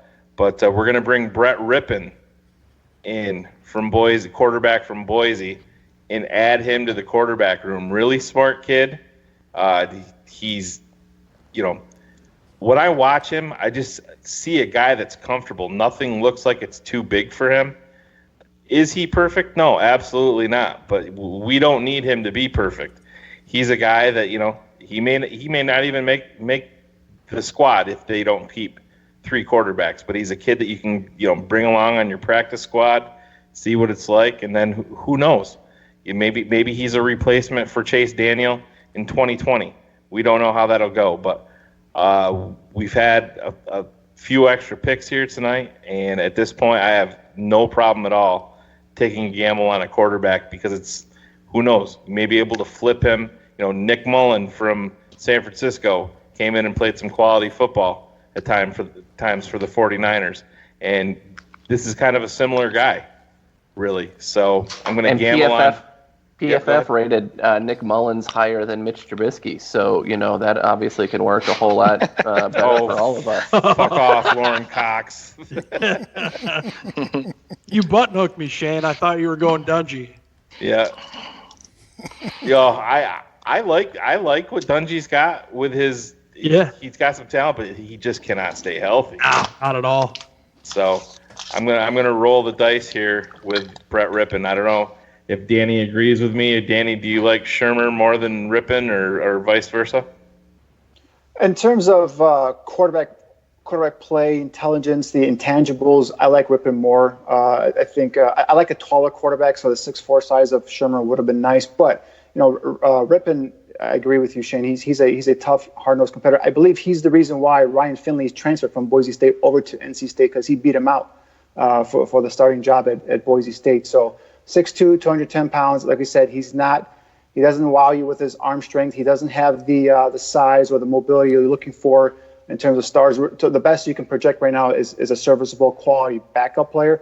But like Shane mentioned, he's tough, he's gritty. He's a guy who'll stand in the pocket and he'll take a hit and deliver the football. He's a guy that is comfortable and experienced from taking snaps under center, which a lot of these quarterbacks now, these college quarterbacks, that's one of the first steps they do. Is just center quarterback exchange is a big deal for them. He's already done that, so he's comfortable. He's smooth dropping back and setting up in the pocket.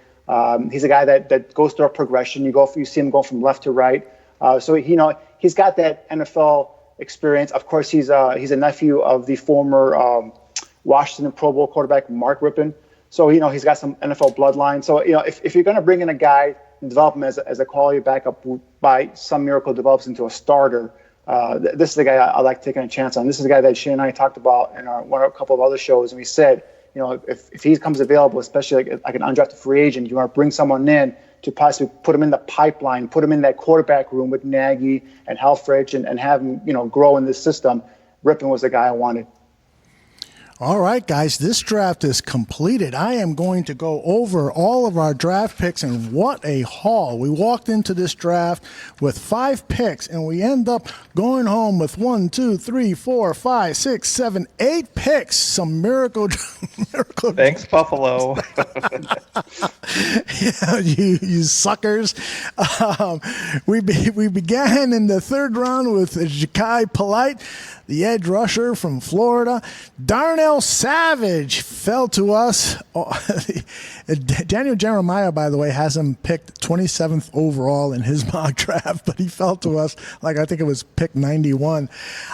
Darrell Henderson, the running back from Memphis, is the 3rd pick. Then Jimmy Moreland, the cornerback who could help immediately at that slot corner position. Tight end from Notre Dame, Elise Mack.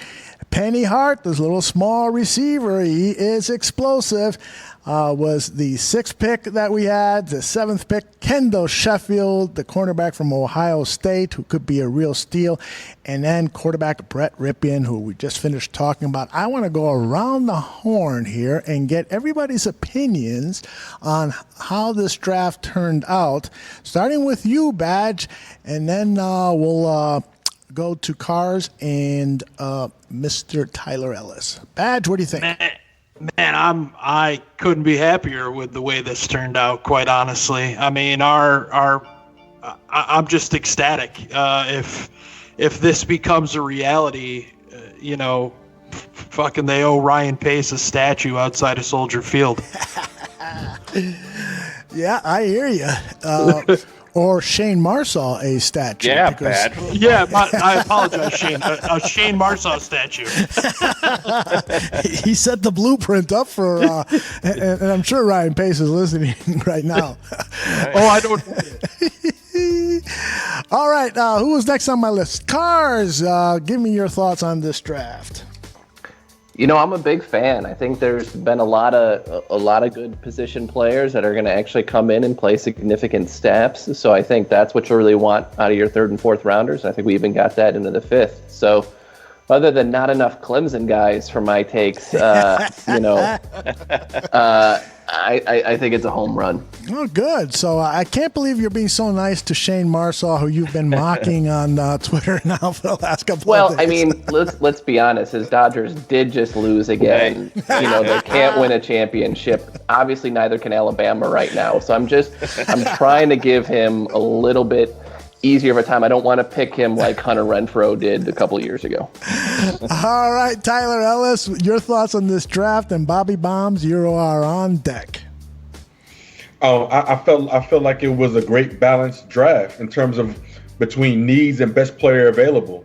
and our great GM taking a good draft trade down and getting two first top tier players that low in the draft, I think to set the whole tone.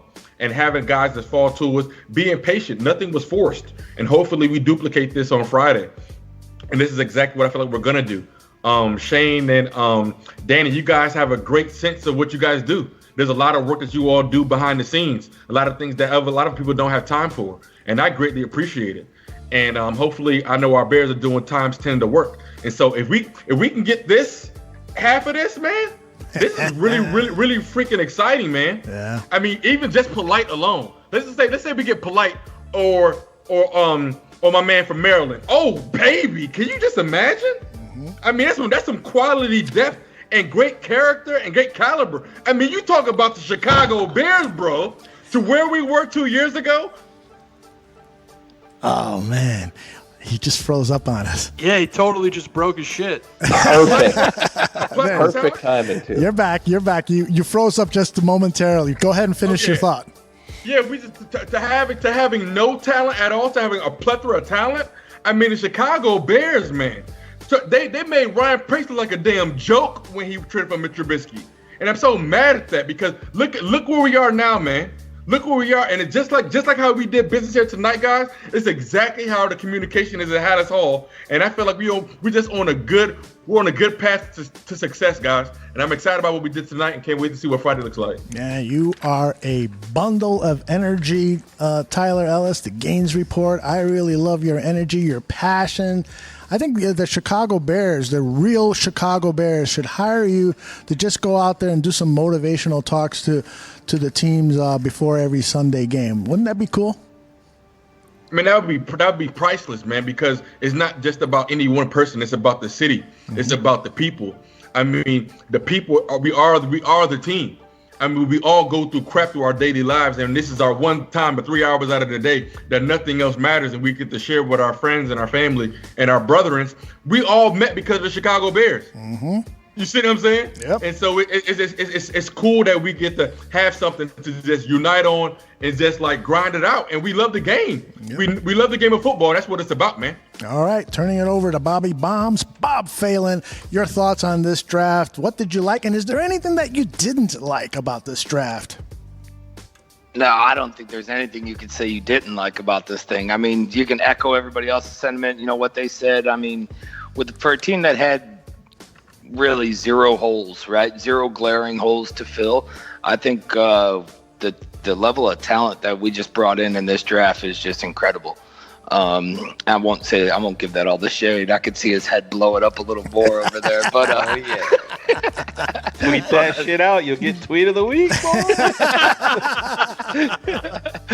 But I mean, just the guys, the positions that we filled, and then even the depth at some of them, and the up and comers. I mean, taking a flyer on, you know, a dude with a pec injury. When you have a team that's shaped like this, you can do that. You know, you can make these moves to where, yeah, maybe he won't be ready this year, but that's okay. Like, we got time. We don't need him right now. We just need him to get back to being him and then go from there. So the way this whole thing played out, and, you know, I'm pretty sure Danny and Shayne could have handled this himself, and the rest of us came in just to be just to be a little echo in the stands. But either way, man, I think the things that everybody brought to the table was great. And, you know, I mean, if we get anything even close to this, or if Polite falls that far, I don't see how they're not running up to the podium trying to secure him down. And then, you know, from there, like, who knows, man? This thing could go anywhere. I mean, what if we trade up? Like, we could trade up into the second, you know, one of those picks from next year, and, you know, go from there. I mean, there's a lot of possibilities, but it's always a lot of fun. I think everybody brought it tonight, and if we walk away with anything like this, man, I'll be definitely ecstatic. I hear you. Danny Shimon, unmute your microphone and give us your final thoughts about this draft. And Danny, let us see your face while you do it so we can look at you. Yeah. Let me see. I thought it was on. Okay, there it goes. Oh, no. There you are. Turn it off, please. No, but cheeks are getting red.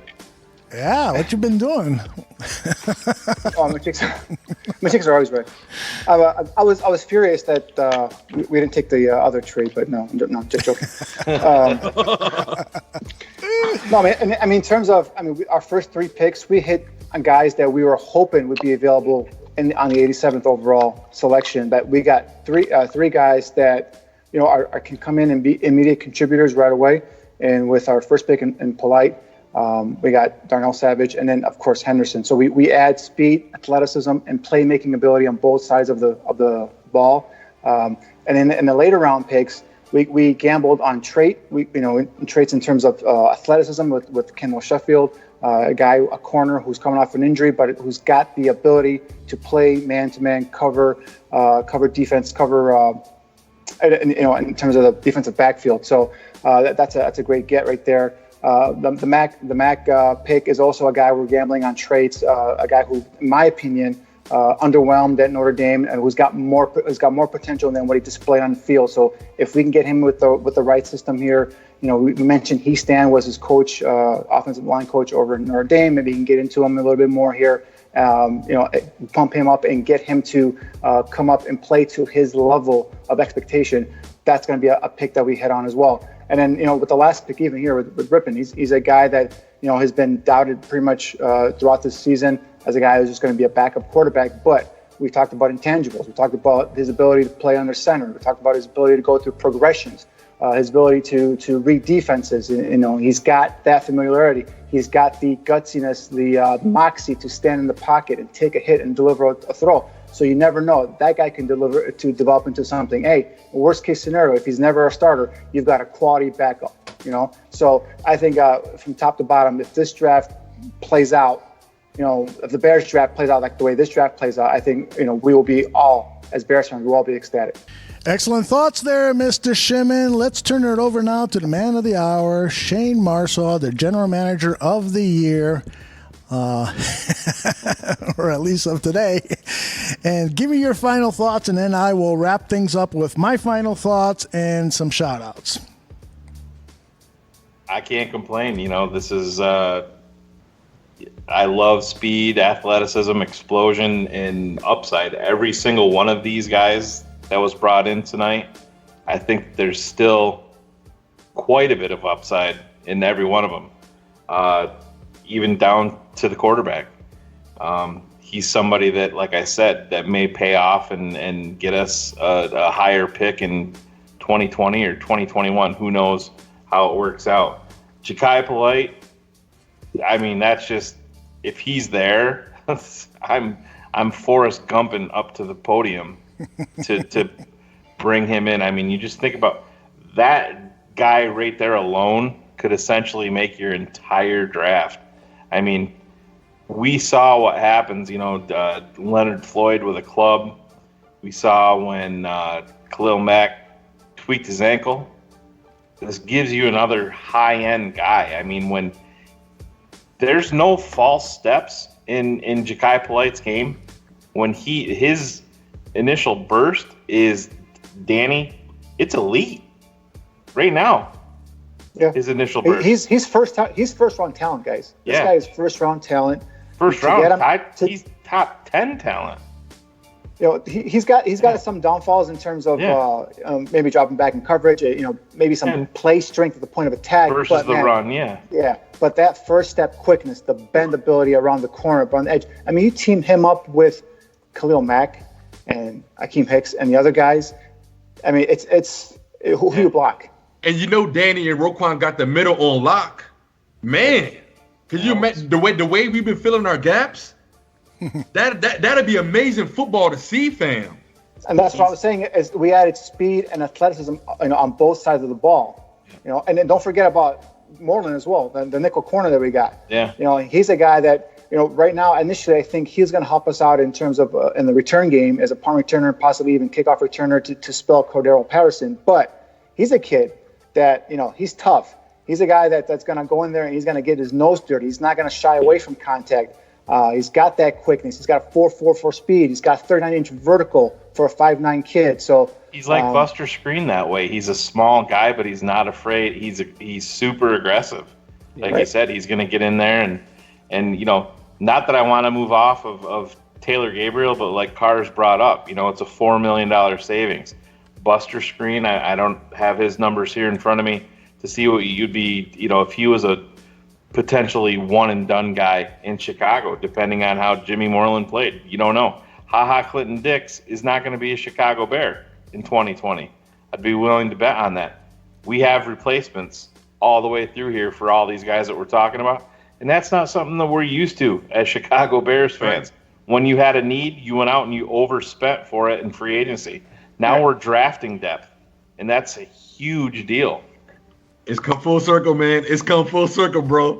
Doesn't it feel good?